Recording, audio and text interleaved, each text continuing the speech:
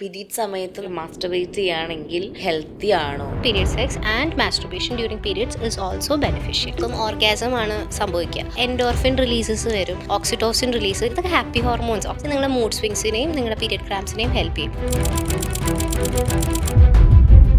ഈ ഷേവ് ചെയ്യുന്നതാണോ trim ചെയ്യണതാണോ actually healthy? ഇപ്പോൾ ഇതൊരു ട്രയാങ്കിൾ ആണെന്നുണ്ടെങ്കിൽ ഈ ഡയറക്ഷനിൽ ഈ ഡയറക്ഷൻ ഈ ഡയറക്ഷൻ ഓപ്പോസിറ്റ് ചെയ്യരുത്. ഓപ്പോസിറ്റ് ചെയ്താൽ നമുക്ക് തോന്നും ഭയങ്കര ക്ലീൻ ആണ്, നല്ല ഇൻഗ്രോൺ ഹെയർ. പിറ്റേ ദിവസമായിരിക്കും നമുക്ക് ഇച്ചിങ് വരും. പ്യൂബർട്ടി ഹെയർ റിമൂവ് ചെയ്തിട്ടില്ല എന്നുണ്ടെങ്കിൽ കുഴപ്പമുണ്ടോ? നമുക്ക് പ്യൂബിക് ഹെയർ ഉള്ളത് അതിനായിട്ടുള്ള പർപ്പസും റീസൺസും ഉണ്ട്. അത് നമ്മൾ അക്സെപ്റ്റ് ചെയ്യാന്നുള്ളതാണ്. അക്സെപ്റ്റ് ചെയ്യാനുള്ള നമ്മുടെ ആ ഒരു പാടാണ് മിക്ക കമ്പനീസും ബെനിഫിറ്റ് ചെയ്തുകൊണ്ടിരിക്കുന്നത്. ഈ ബ്ലീഡിങ് എന്ന് പറയുന്നതിൻ്റെ ഒരു അളവ് ആക്ച്വലി നമ്മുടെ ഹെൽത്തായിട്ട് എന്തെങ്കിലും ബന്ധമുണ്ടോ? നല്ല ബന്ധമുണ്ട്. ഈ വജൈനൽ ഡിസ്ചാർജ് എന്തുകൊണ്ടാണ് സംഭവിക്കുന്നത്? വെജൈനൽ ഡിസ്ചാർജ് അസിഡിക് ആയതുകൊണ്ട് തന്നെ നമ്മുടെ ഈ അണ്ടർവെയറിൽ കോണ്ടാക്ട് വരുമ്പം അത് അവിടെ ബ്ലീച്ച് ചെയ്യാനുള്ള ചാൻസസ് ഉണ്ട്. ഈ ബ്ലീച്ചിങ് ആണ് ആ കളർ ചേഞ്ച് ആയിട്ട് കാണുന്നത്. ഈ നോർമൽ വെജൈനൽ ഡിസ്ചാർജ് എന്ന് പറയുന്നത് ഒന്നെങ്കിൽ ക്ലിയർ ആയിരിക്കും, അല്ലെങ്കിൽ വൈറ്റ് കളറിൽ ഡിസ്ചാർജ് ആയിരിക്കും. No smell, no itching, just ഒരു ഡിസ്ചാർജ് മാത്രമായിരിക്കും. വജൈനൽ ഡിസ്ചാർജിന് തന്നെ കളറിന്റെ വേരിയേഷൻ വരുമ്പോൾ എന്തെങ്കിലും ഹെൽത്ത് ഇഷ്യൂസ് ഉള്ളതുകൊണ്ടാണോ അങ്ങനെ വരുന്നത്? അത് ഹെൽത്ത് ഇഷ്യൂസിനെ ഇൻഡിക്കേറ്റ് ചെയ്യുന്നത് തന്നെയാണ്. നല്ല മണമുള്ള പാഡ്സ് ഒക്കെ ഇപ്പോൾ ഉണ്ട്, തുറന്നാൽ തന്നെ മണം അടിക്കും.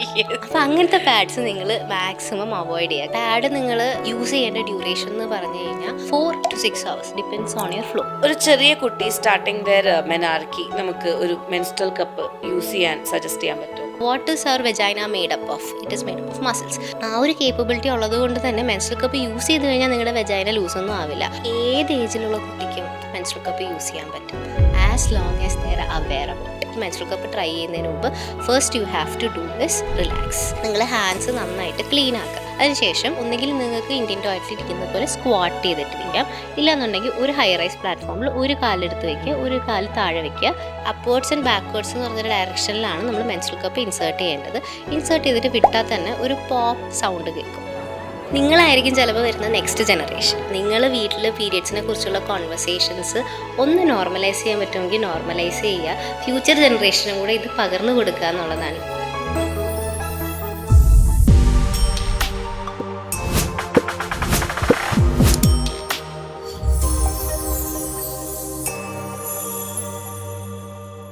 Hi guys, welcome to Pink. 3 ലക്ഷം വർഷം മുൻപെയാണ് നമ്മൾ മനുഷ്യന്മാരുടെ എക്സിസ്റ്റൻസ് വന്നിട്ടുള്ളത്. സോ അന്ന് തൊട്ട് തന്നെ നമ്മുടെ സ്ത്രീകളുടെ ഭാഗമാണ് മെൻസസ് എന്ന് പറയുന്നതും. ഇത്രയും വർഷം നമ്മൾ ഈ മെൻസസിലൂടെ കടന്നു പോകുന്ന ഒരു ജെൻഡർ ആണെങ്കിൽ പോലും നമുക്ക് ഒരുപാട് ഡൗട്ട്സ് ഉള്ള ഒരു കാര്യമാണ് മെൻസസ് എന്ന് പറയുന്നത്.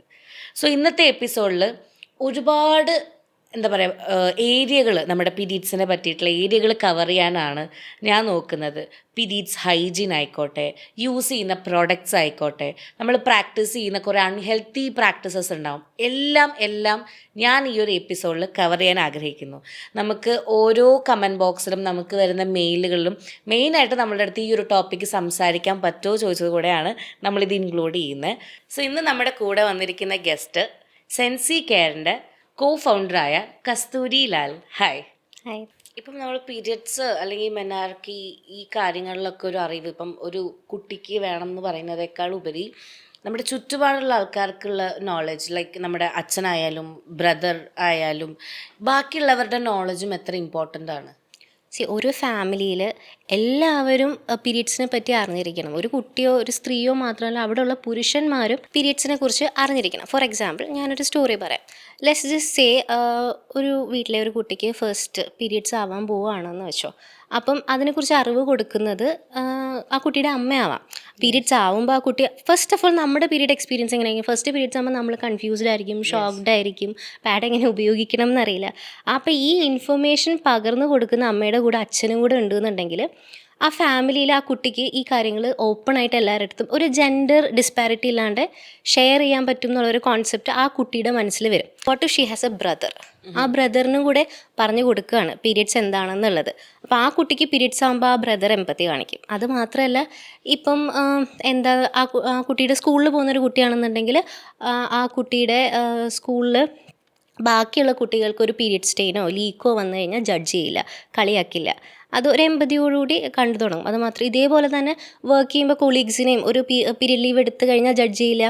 അതേപോലെ തന്നെ ഇപ്പോൾ കല്യാണം കഴിച്ചു എന്ന് വെച്ചോ, ആ കുട്ടി കല്യാണം കഴിച്ചിട്ട് ആ വൈഫിന് പീരിയഡ്സ് ആകുമ്പോൾ ചിലപ്പോൾ PMS കൊണ്ടായിരിക്കും വഴക്കുണ്ടാക്കുന്നത്, മൂഡ് സ്വിങ്സ് ആയിരിക്കും എന്ന് മനസ്സിലാക്കി മിസ്അണ്ടർസ്റ്റാൻഡിങ്സ് വരില്ല. പിന്നെ ആസ് ഒരു ഹസ്ബൻഡ് വൈഫ് അല്ലെങ്കിൽ ഗേൾ ഫ്രണ്ട്, ഒരു ഹസ്ബൻഡ് എന്താണ് കുറച്ച് ചോക്ലേറ്റ്സ് കൊണ്ടുവരിക, അല്ലെങ്കിൽ ഒരു ഹോട്ട് വാട്ടർ ബാഗ്, അല്ലെങ്കിൽ ആ സമയത്ത് നമുക്ക് കിട്ടുന്നൊരു കെയർ ഉണ്ട്. ആ കെയർ കാണിക്കുമ്പോൾ തന്നെ അവർ തമ്മിലുള്ള അറ്റാച്ച്മെൻറ്റും നന്നായിട്ട് കൂടും. ഇനിയിപ്പോൾ ഇവർ കല്യാണം കഴിച്ചു, ഇവർക്കൊരു കുട്ടി ഉണ്ടായെന്ന് വെച്ചോ, ദിസ് സൈക്കിൾ കണ്ടിന്യൂസ്. ഇങ്ങനെ സൈക്കിൾ ഇങ്ങനെ സ്ലോലി ആ സൊസൈറ്റിയിലും ഫാമിലിയിലും പീരിയഡ് ടാബൂസും ഇതിനെക്കുറിച്ച് കൂടുതൽ അവയർനെസ് കൂടും. അവർക്ക് കുറച്ചുകൂടെ ഓപ്പൺ കോൺവെർസേഷൻസ് വരും. ഇതിങ്ങനെ സ്പ്രെഡായി നല്ലൊരു പീരിയഡ് പോസിറ്റീവ് എൻവയോൺമെൻറ്റ് നമുക്ക് ക്രിയേറ്റ് ചെയ്യാൻ പറ്റും. ഇപ്പം ഇത് പറഞ്ഞപ്പോൾ പലരും അവരുടെ ഫസ്റ്റ് പീരിയഡ്സ് എന്ന് പറയുന്നത് പലർക്കും പല ട്രോമയായിരിക്കും. ഇപ്പം നമ്മളൊക്കെ ആദ്യമായിട്ട് ഇങ്ങനൊരു സംഭവം കാണുമ്പോഴൊക്കെ, കാരണം ഓൾറെഡി എഡ്യൂക്കേഷൻ എന്ന് പറഞ്ഞ സാധനം നമുക്ക് തന്നിട്ടില്ല. ഇപ്പം എൻ്റെ വീട്ടിലായാലും ഞാനിത് ഇപ്പം മുന്നേ സംസാരിച്ചാലും നമ്മളിത് ചോദിക്കുമ്പം പറയുന്ന കാര്യം എന്ന് പറഞ്ഞാൽ അതൊരു 4 ദിവസം മാറിയിരിക്കേണ്ട ഒരു പ്രക്രിയയാണ് എന്നൊക്കെയാണ് പറഞ്ഞിരുന്നത്. സോ അന്നിപ്പം ഇത് കേട്ടപ്പോൾ അന്ന് ആക്ച്വലി നമ്മുടെ പാരൻസ് ഹെൽപ്പ് ചെയ്തിരുന്നെങ്കിൽ കുറച്ചുകൂടി ഈസി ആയിരുന്നേനെ ആ ഒരു പ്രോസസ്സ്. ഇപ്പം ഞാൻ ആദ്യമായിട്ട് എൻ്റെ ക്ലാസ്സിൽ ഒരു കുട്ടി പീരിയഡ്സ് ആവുന്നത് 4th സ്റ്റാൻഡേർഡിലാണ്. ഓക്കെ, എൻ്റെ കൂടെ പഠിക്കുന്ന കുട്ടി. അന്നാണ് ആദ്യം ഈ എന്താണിത്, അല്ലെങ്കിൽ ഇതിനെന്തോ ഒരു പ്രത്യേകത ഉണ്ട് എന്നൊക്കെ മനസ്സിലാക്കുന്ന അന്നാണ്. എന്നാലും കംപ്ലീറ്റ് നോളജ് ഒന്നുമില്ല. സോ ആ കുട്ടി ഇപ്പോൾ 4th സ്റ്റാൻഡേർഡ് എന്ന് പറഞ്ഞാൽ ഇറ്റ്സ് ലൈക്ക് ഒരു 8 വയസ്സ് അല്ലെങ്കിൽ 7 വയസ്സ് പ്രായമാണ്. പിന്നീട് ഇപ്പം ഞാൻ പീരിയഡ്സ് ആവുന്ന ഒരു കാലഘട്ടം എന്ന് പറഞ്ഞു കഴിഞ്ഞാൽ എനിക്ക് 12 ഇയേഴ്സ് ഉള്ള സമയത്താണ്. അപ്പോൾ ഞാൻ നോക്കുമ്പോൾ ഓരോരുത്തർക്കും ഭയങ്കര ഏജ് ഗ്യാപ്പ് വരുന്നുണ്ട്. ഇപ്പോൾ ഒരു പെൺകുട്ടീനെ വെച്ച് നോക്കുമ്പോൾ അപ്പം ഇതിനൊരു ഒരു മെനാർക്കി സ്റ്റാർട്ട് ചെയ്യുന്ന സമയത്ത് ഏതെങ്കിലും ഒരു പ്രത്യേക ഏജ് ഉണ്ടോ? ഇതിനൊരു പ്രോപ്പർ ഏജിലാണ് മെനാർക്കി വരണമെങ്കിൽ ഇറ്റ് വിൽ ബി ഗുഡ്, അല്ലെങ്കിൽ ഇത് നേരത്തെ വരികയാണെങ്കിൽ നമുക്ക് ഭാവിയിൽ ഈ PCOD പോലുള്ള കാര്യങ്ങൾ വരാനുള്ളൊരു കാരണം കൂടെയാണെന്നും ഞാൻ കേട്ടിട്ടുണ്ട്. എന്താണ് അങ്ങനെ ഒരു പ്രത്യേക സ്പെഷ്യൽ ഏജ് ഉണ്ടോ? മെനാർക്കി എന്ന് പറയുന്നത് എന്തിൻ്റെ സൈനാണ്? പ്യൂബർട്ടി അറ്റൈൻ ചെയ്തു എന്നതിൻ്റെ ഒരു സൈനാണ്. ഈ പ്യൂബർട്ടി എന്ന് പറയുന്നത് എല്ലാത്തിൻ്റെയും ഒരു കൾമിനേഷൻ ആയിട്ടുള്ളൊരു സംഭവമാണ്. It is like A connection between your brain and your ovary. അങ്ങനെയാണ് നമ്മൾ പ്യൂബർട്ടി സ്റ്റാർട്ട് ചെയ്യുന്നത്. ഇപ്പം ഞാൻ സയൻറ്റിഫിക്കലി പറയുകയാണെന്നുണ്ടെങ്കിൽ നമുക്ക് ഡോക്ടേഴ്സ് പറയുന്നതുണ്ട് HPO ആക്സിസ് എന്ന് പറയും, ഹൈപ്പോതലാമോ പിറ്റ്യൂട്ടറി ഒവേറിയൻ ആക്സിസ് എന്ന് വെച്ച് കഴിഞ്ഞാൽ ഇപ്പം നമുക്ക് ഇപ്പോൾ ഒരു ഏജ് എത്തി, അല്ലെങ്കിൽ നമുക്കിപ്പം പ്യൂബർട്ടി ആവാറാകുമ്പോൾ നമ്മുടെ ഹൈപ്പോതലാമസ് ആക്ടിവേറ്റ് ആയിട്ട് GnRH ഗുണാഡോട്രോപ്പിൻ റിലീസിങ് ഹോർമോണിൻ്റെ പൾസസ് സെൻഡ് ചെയ്യും. ഇത് പിറ്റ്യൂട്ടറി പോയിട്ട് LH ആൻഡ് FSH എന്ന് പറയുന്ന hormones, luteinizing and follicle stimulating ഹോർമോൺസിൻ്റെ ഹോർമോൺസിനെ പ്രൊഡ്യൂസ് ചെയ്യും. അത് ഓവറിയിൽ ചെന്നിട്ട് നമുക്ക് ഭാവിയിൽ ഓവമാവാനുള്ള ഫോളിക്കിൾസിനെ സ്റ്റിമുലേറ്റ് ചെയ്യും. ഈ ഫോളിക്കിൾസാണ് നമുക്ക് ഈസ്ട്രജൻ പ്രൊജസ്ട്രോൺ നമ്മൾ കേട്ടിട്ടുണ്ടാവുമല്ലോ. ഈ ഫോളിക്കിൾസാണ് ഈസ്ട്രജൻ പ്രൊഡ്യൂസ് ചെയ്യുന്നത്.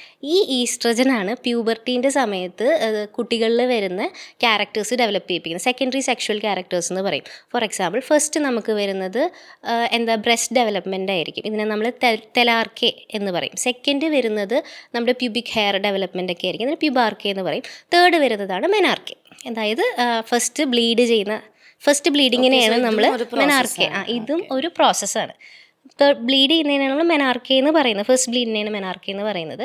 അപ്പം ഈ മെനാർക്കെ പൊതുവേ സംഭവിക്കുന്നത് 9 വയസ്സിനും 15 വയസ്സിനും ഇടയിലാണെന്നാണ് പറയപ്പെടുന്നത്. 8 വയസ്സിന് താഴെയാണ് ഈ പ്യൂബർട്ടീൻ്റെ ചേഞ്ചസ് കാണിക്കുന്നതെന്നുണ്ടെങ്കിൽ ഇതിനെ പ്രിക്കോഷ്യസ് പ്യൂബർട്ടി എന്ന് പറയും, നേരത്തെ ആവുന്നതാണ്. 15 വയസ്സ് കഴിഞ്ഞിട്ടാണ് നിങ്ങൾക്ക് മെനാർക്കെ ആവുന്നതെന്നുണ്ടെങ്കിൽ ഇതിനെ ഡിലേഡ് പ്യൂബർട്ടി എന്നും പറയാറുണ്ട്.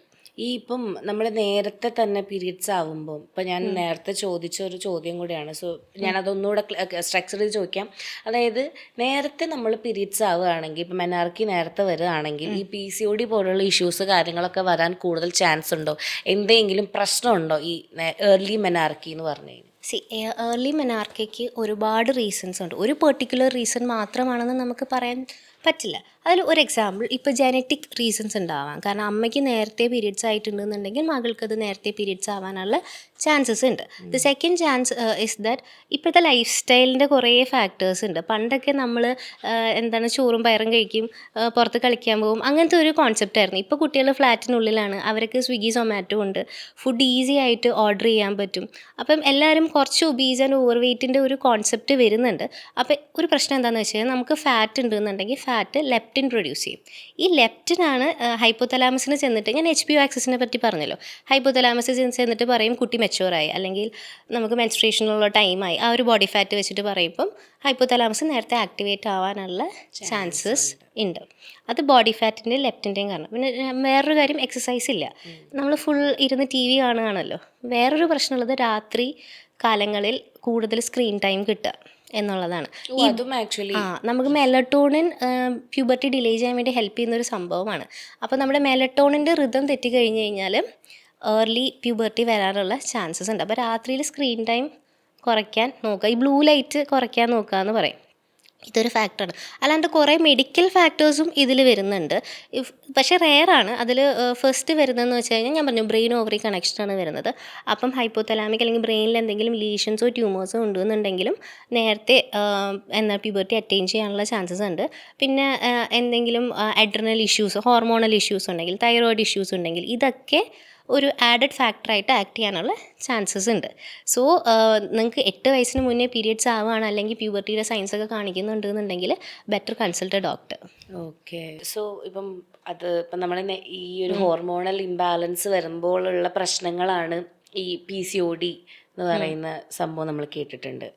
സോ ചില ആൾക്കാർക്ക് ഇപ്പം കറക്റ്റ് സമയത്താണ് ഈ മെനാർക്കി സ്റ്റാർട്ട് ചെയ്തതെങ്കിലും PCOD എന്ന് പറയുന്നത് ചിലപ്പോൾ വരാനുള്ള ചാൻസസ് കണ്ടിട്ടുണ്ട്. ഓൾസോ PCOD എന്ന് പറയുന്നത് ഇപ്പം ലോകത്ത് എല്ലാവിധ ആൾക്കാർക്കും ഉണ്ടാവുന്ന ഒരു കാര്യം കൂടെയാണ്. എന്തുകൊണ്ടാണ് ഇത് സംഭവിക്കുന്നത്? ഒരുവിധം എല്ലാവർക്കും മെജോറിറ്റി എടുത്ത് നോക്കി കഴിഞ്ഞാൽ ഇപ്പോൾ PCOD ഉണ്ട്.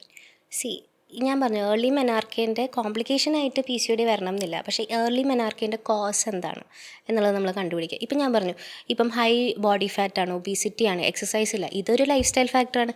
ഇത് തന്നെയാണ് PCOD കോസ് ചെയ്യുന്നതിൻ്റെയും ലൈഫ് സ്റ്റൈൽ ഫാക്ടർ.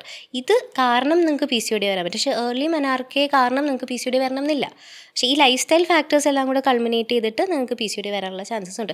ഏർലി മെനാർക്കയ്ക്ക് വേറെയും കുറച്ച് കോംപ്ലിക്കേഷൻസ് ഉണ്ട്. ഫോർ എക്സാമ്പിൾ, നമ്മുടെ ഹൈറ്റ് ഡിറ്റർമിൻ ചെയ്യുന്നത് നമ്മുടെ ബോണിൻ്റെ എപ്പിഫൈസസ് എപ്പോൾ ക്ലോസ് ചെയ്യും എന്നുള്ളതിൻ്റെ ഒരു രീതിയിലാണ്. ഏർലി മെനാർക്കെ ആയി കഴിഞ്ഞാൽ അത് നേരത്തെ ക്ലോസ് ചെയ്യാനുള്ള ചാൻസസ് ഉണ്ട്. അപ്പോൾ നിങ്ങളൊരു എക്സ്പെക്റ്റഡ് ഹൈറ്റിലാണ് എത്തുന്നതെന്നുണ്ടെങ്കിൽ ആ ഹൈറ്റ് കുറയാനുള്ള ചാൻസസും ഉണ്ട്. ഇതേപോലെ തന്നെ നമ്മളിപ്പം ബോഡി ഫാറ്റും എക്സസൈസും ഒന്നും മെയിൻറ്റെയിൻ ചെയ്തില്ല എന്നുണ്ടെങ്കിൽ ഭാവിയിൽ മെറ്റബോളിക് ഡിസീസസ് ആയിട്ടുള്ള ഡയബറ്റിസ്, ഹൈപ്പർ ടെൻഷൻ എന്നിവ വരാനുള്ള ചാൻസസും ഉണ്ട്. അപ്പോൾ it is very kind of interconnected ആണ്, എന്നാൽ ഇൻ്റർകണക്റ്റഡ് അല്ല എന്നുള്ള രീതിയിലാണ് ഇത് പോകുന്നത്. ഇപ്പോൾ ഈ PCODയുടെ റീസൺ തന്നെ ഇപ്പം മെയിനായിട്ട് ഇപ്പോൾ നമ്മൾ ഡോക്ടേഴ്സിൻ്റെ അടുത്ത് ചോദിക്കുമ്പോൾ ഏറ്റവും കൂടുതൽ ഫാസ്റ്റ് ഫുഡ് കൾച്ചർ തന്നുകൊണ്ടാണ് വരുന്നതെന്നാണ്. ഈ ഫാസ്റ്റ് ഫുഡ് അല്ലാതെ PCODക്ക് വേറെ വല്ല റീസൺസും ഉണ്ടോ? ഓബ്വിയസ്ലി അതിനൊരു ജനറ്റിക് റീസണും കൂടെ ഉണ്ട്. അമ്മയ്ക്ക് PCOD ഉണ്ടെന്നുണ്ടെങ്കിൽ മോൾക്ക് PCOD വരാനുള്ള ചാൻസസ് ഉണ്ട്. പിന്നെ one of the major contributing factors is fat, obesity, പിന്നെ എക്സസൈസ് ഇല്ലായ്മ. സത്യം പറഞ്ഞാൽ നമ്മൾ കറക്റ്റായിട്ടൊരു ഡയറ്റ് ഫോളോ ചെയ്ത് ഒരു 5 to 10% വെയിറ്റ് ലോസ് വന്നാൽ തന്നെ PCODക്ക് ലൈക്ക് നല്ല ചേഞ്ച് വരും എന്നാണ് പറയുന്നത്. ഇപ്പം ഈ എക്സ്ട്രാ ആഡ് ഓൺസ് വരാതെ അല്ലെങ്കിൽ അതിനെ കൺട്രോൾ ചെയ്യാന്ന് പറയുമ്പം ഒരു പ്രോപ്പർ ഹെൽത്തി മെനാർക്കി ഒരു ഇത് വരാൻ വേണ്ടിയിട്ട് നമ്മുടെ പാരൻസിന് അല്ലെങ്കിൽ നമുക്ക് ഒരു ഗുഡ് ലൈഫ് സ്റ്റൈൽ കീപ്പ് ചെയ്യണമെന്നുണ്ടെങ്കിൽ എന്തൊക്കെ കാര്യങ്ങളായിരിക്കും ചെയ്യേണ്ടി വരും? ഓക്കെ, ഫസ്റ്റ് ഓഫ് ഓൾ ശ്രദ്ധിക്കേണ്ട ഫുഡിലാണ്. നമ്മൾ എന്ത് ടൈപ്പ് ഫുഡാണ് കുട്ടിക്ക് കൊടുക്കുന്നത്. എപ്പോഴും സ്വിഗ്ഗിയും സൊമാറ്റോയിലും മാത്രം ഡിപ്പെൻഡ് ചെയ്യാണ്ട് വീട്ടിലെ ഫുഡ് മാക്സിമം കൊടുക്കാൻ ശ്രമിക്കുക എന്നുള്ളതാണ്. ഈ ചിപ്സ്, ബിസ്ക്കറ്റ് അതൊക്കെ ഒന്ന് കുറയ്ക്കുക. ചോക്ലേറ്റ്സ് ആവശ്യമുണ്ടെങ്കിൽ മാത്രം കൊടുക്കുക. ഹൈ ഷുഗറി ഐറ്റംസ് ഒന്നും അധികം കുട്ടിക്ക് കൊടുക്കാണ്ട് ശ്രദ്ധിക്കുക. രണ്ടാമത്തെ കാര്യം, എപ്പോഴും TV കണ്ട് വീട്ടിലിരിക്കാണ്ട് പുറത്ത് പോയി ഒന്ന് കളിക്കൂ എന്നൊന്ന് പറയുക. കൂട്ടുകാരുമായിട്ട് നല്ലൊരു ബോണ്ടിങ് ഡെവലപ്പ് ചെയ്യട്ടെ, കുറച്ച് ഫിസിക്കൽ ആക്ടിവിറ്റി ഒന്ന് വരട്ടെ, ഇല്ലെങ്കിൽ ഡാൻസോ അങ്ങനത്തെ എന്തെങ്കിലും കുട്ടിക്ക് ഇൻട്രസ്റ്റ് ഉള്ള കാര്യങ്ങൾ, ബാഡ്മിൻ്റൺ, ക്രിക്കറ്റ് അതിലോട്ടൊക്കെ വിടുക. പിന്നെ നെക്സ്റ്റ് വരുന്നൊരു സംഭവമാണ് സ്ക്രീൻ ടൈം കുറയ്ക്കുക എന്നുള്ളത്. രാത്രി TV കാണണ്ട എന്നുള്ളൊരു കോൺസെപ്റ്റ് വെക്കുക. ഉറങ്ങുന്ന സമയത്ത് മൊബൈൽ കയ്യിൽ കൊടുക്കേണ്ട, ഉറങ്ങിക്കോളൂ എന്ന് പറയാം. ഇതൊക്കെയാണ് നമുക്ക് ചെയ്യാൻ പറ്റുന്ന കുറച്ച് ലൈഫ് സ്റ്റൈൽ ഫാക്ടേഴ്സ്. ഉറങ്ങേണ്ട, ഫുഡ് കഴിക്കുക, രാത്രി ഒരു 2 to 3 hours ഗ്യാപ്പ് ഫുഡിനും ഉറക്കത്തിനും ഇടയിൽ കൊടുക്കുക, ഒന്ന് ഡൈജഷനൊക്കെ പ്രോപ്പർ ആവാൻ വേണ്ടിയിട്ട്. എന്നിട്ട് ഒരു 10 hours of sleep, 8 to 10 hours of sleep കുട്ടിക്ക് കിട്ടും എന്നുള്ളത് ഉറപ്പ് വരുത്തുക. രാത്രി ഒരു 10 മണിയോടുകൂടെ കിടന്നുറങ്ങാനുള്ള ശീലങ്ങളാണ് ആൾക്കാർക്ക് അധികം ഇല്ലാത്തത്. ഇപ്പം ഞാനടക്കം ഒരു മണി 2 മണിയൊക്കെ ആവും ഉറങ്ങാൻ വേണ്ടി. സോ ആക്ച്വലി നമ്മുടെ ഹോർമോൺസ്, കുട്ടികൾക്കാണെങ്കിൽ ഒരു 10 hours ഓഫ് സ്ലീപ്പ്, അഡൾട്ട്സിനാണെങ്കിൽ ഒരു 7 to 8 hours ഓഫ് സ്ലീപ്പ് മതിയാവും. അവർക്ക് കുറച്ചും കൂടി ഗ്രോത്ത് നടക്കുന്ന ഒരു സ്റ്റേജ് അല്ലേ. പിന്നെ വേറൊരു കാര്യം എന്ന് വെച്ച് കഴിഞ്ഞാൽ അമ്മമാർ കുട്ടികൾക്ക് മേക്കപ്പ് ഉപയോഗിക്കാൻ കൊടുക്കാറുണ്ട്. ഈ മേക്കപ്പ് സേഫ് ആണോ എന്നൊന്ന് ശ്രദ്ധിക്കണം. കാരണം ഈ മേക്കപ്പിൽ താലേറ്റ്സും പാരബൻസും ഒക്കെ ഉണ്ടാവാനുള്ള ചാൻസ് ഉണ്ട് എന്നുണ്ടെങ്കിൽ ഇവർ ഈസ്ട്രജനെ മിമിക് ചെയ്യാനുള്ള ചാൻസ് ഉണ്ട്. ഇപ്പം മേക്കപ്പ് വാങ്ങുമ്പം ഇപ്പോൾ താലേറ്റ് ഫ്രീ ആണോ പാരബൻ ഫ്രീ ആണോ എന്നൊക്കെ നോക്കിയിട്ട് കെമിക്കൽസ് കുറഞ്ഞ മേക്കപ്പ് വാങ്ങുന്നതായിരിക്കും കുട്ടികൾക്ക്. മേക്കപ്പ് ഇല്ലാത്തതാണ് നല്ലത്, കുട്ടികൾക്ക് വാങ്ങുന്നത് നല്ലത്. ഇല്ലയെന്നുണ്ടെങ്കിൽ ഇതിന് ഈസ്ട്രജനെ മിമിക് ചെയ്യും. ഈസ്ട്രജൻ എന്താണ്? ഹോർമോണാണ്. ഈ ഈസ്ട്രജനാണ് ഞാൻ നേരത്തെ പറഞ്ഞിരുന്നു പ്യൂബർട്ടിയുടെ സമയത്ത് യൂട്രൈൻ ഡെവലപ്മെൻറ്റിനും കാര്യങ്ങൾക്കും ഒക്കെ ഹെൽപ്പ് ചെയ്യുന്നൊരു സംഭവം. ഇപ്പോൾ ഈസ്ട്രജൻ ഉണ്ടെന്നുണ്ടെങ്കിൽ ഏർലി മെനാർക്കെ ആവാനുള്ള ചാൻസസ് ഉണ്ട്. അതുകൊണ്ട് ഈ മേക്കപ്പ് വാങ്ങുമ്പോൾ ഒന്ന് ശ്രദ്ധിക്കുക. സോ നമ്മൾ അകത്ത് കൺസ്യൂം ചെയ്തതല്ലാതെ പുറത്ത് നമ്മൾ ചെയ്യുന്ന അപ്ലൈ ചെയ്യുന്ന ഇത് ഭയങ്കരമായിട്ട് സയൻറ്റിഫിക് ഫാക്റ്റ് ഉള്ളൊരു കാര്യമല്ല. ബട്ട് എന്താണ് നമ്മൾ ഫോളോ ചെയ്യാൻ ട്രൈ ചെയ്യുക. അത് നല്ലതായിരിക്കും എന്ന് എനിക്ക് തോന്നിയിട്ടുണ്ട്. ഓക്കെ. സോ ഇപ്പം ഏർലി മെനാർക്കി പറഞ്ഞ പോലെയാണ് ലൈക്ക് ലേറ്റ് മെനാർക്കി എന്ന് പറയുന്നതും അതും ഒരു പ്രശ്നക്കാരനാണെന്ന് കേട്ടിട്ടുണ്ട്. ഇപ്പോൾ 15 വയസ്സ് കഴിഞ്ഞിട്ടാണ് നമുക്ക് മെനാർക്കി സ്റ്റാർട്ട് ചെയ്യുന്നതെങ്കിൽ ആ കുട്ടിക്ക് എന്തൊക്കെ പ്രശ്നങ്ങളുണ്ടാവും? ബാക്കി ആ കുട്ടിയുടെ ബിഹേവിയറിൽ എന്തെങ്കിലും പ്രശ്നം ഉണ്ടാവും? അല്ലെങ്കിൽ അങ്ങനെ വന്നാലും ഈ PCOS പോലുള്ള പ്രശ്നങ്ങൾ ഭാവിയിൽ വരാൻ ചാൻസ് ഉണ്ടോ? നമ്മളിപ്പം ലേറ്റ് മെനാർക്കി എന്ന് പറയുമ്പോൾ ഞാനിപ്പോൾ ഏർലി മെനാർക്കി പറഞ്ഞു, അതിൻ്റെ കറക്റ്റ് ഓപ്പോസിറ്റ് കോസാണ് ലേറ്റ് മെനാർക്കിയിൽ വരുന്നത്. ബോഡി ഫാറ്റ് ഇല്ല. മനസ്സിലാവുന്നുണ്ടോ? ഇപ്പോൾ ഈ ഇൻസ്റ്റഗ്രാമും ഫേസ്ബുക്കിലൊക്കെ നമ്മുടെ correct body image, slim body image എന്നുള്ളൊരു സംഭവം കുട്ടികളുടെ തലയിൽ കയറി വരുന്നുണ്ട്.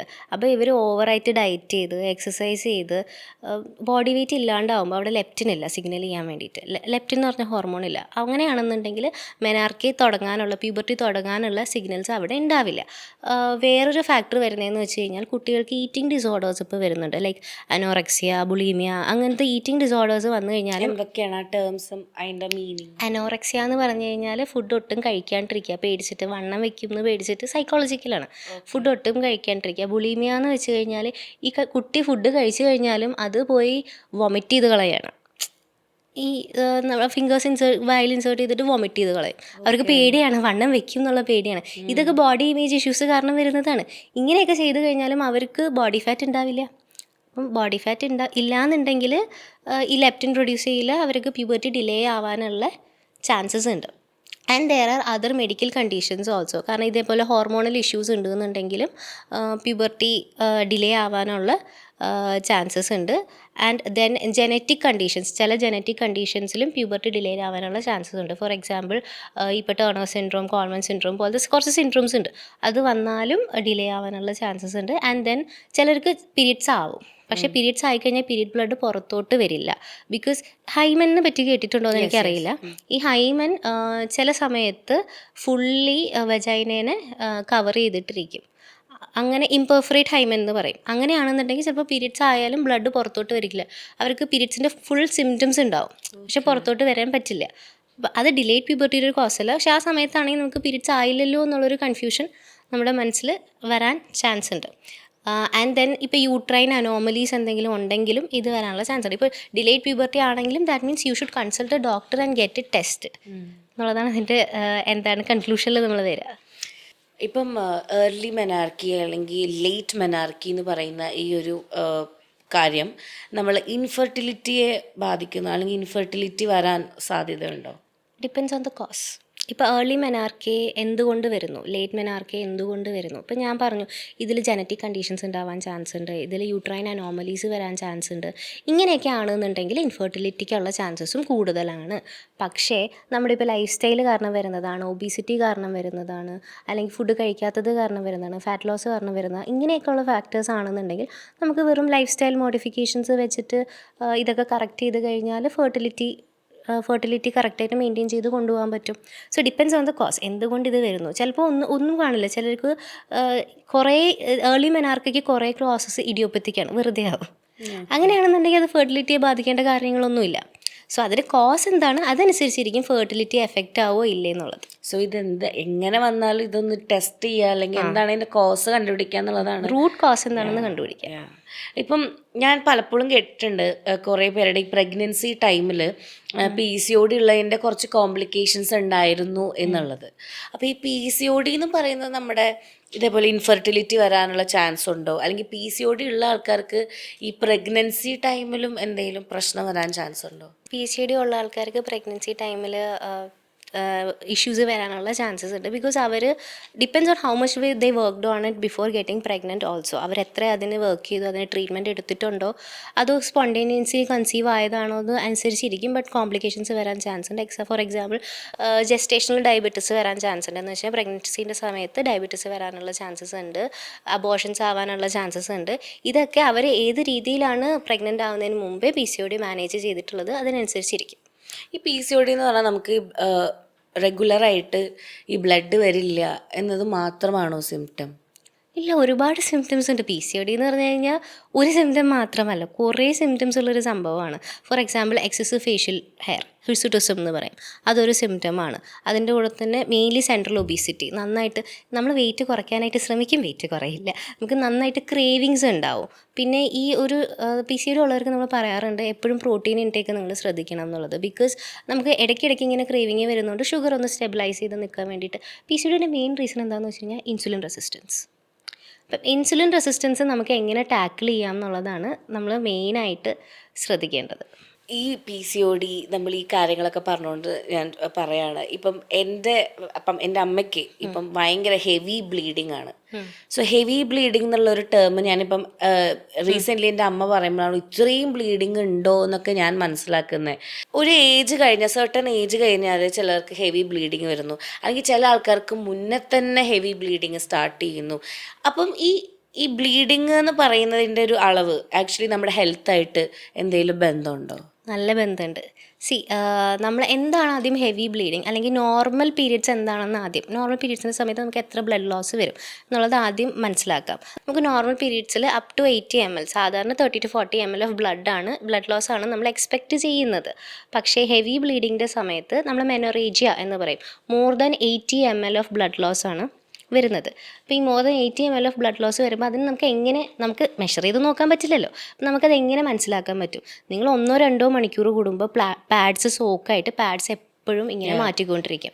അത് വൺ ഓഫ് ദി സൈൻസ് ആണ്. പിന്നെ നന്നായിട്ട് ക്ലോട്ട്സ് പാസ് ചെയ്തുകൊണ്ടിരിക്കും. ചെറിയ ക്ലോട്ട്സ് കുഴപ്പമില്ല, പക്ഷേ ഒരു കോയിൻ്റെ അത്രയും സൈസുള്ള ക്ലോട്ട്സ് നിങ്ങൾ പാസ് ചെയ്തുകൊണ്ടിരിക്കും. പിന്നെ അനീമിയയുടെ സൈൻസ് നിങ്ങൾ കണ്ടു തുടങ്ങും. മെയിനായിട്ട് എന്താണ് നമ്മൾ ഈ വെളുത്തിരിക്കുക എന്നൊക്കെ പറയില്ലേ, പാലർ ഉണ്ടാവും. പിന്നെ തലറങ്ങുക, ഡിസിനസ്, പെട്ടെന്ന് ക്ഷീണം വരിക, നടക്കുമ്പോൾ തന്നെ ബ്രെത്ത്ലെസ്നെസ് വരിക, ഇങ്ങനെയൊക്കെ അനീമിയയുടെ സൈൻസും കൂടെ കണ്ടു കഴിഞ്ഞാൽ you should actually get it evaluated.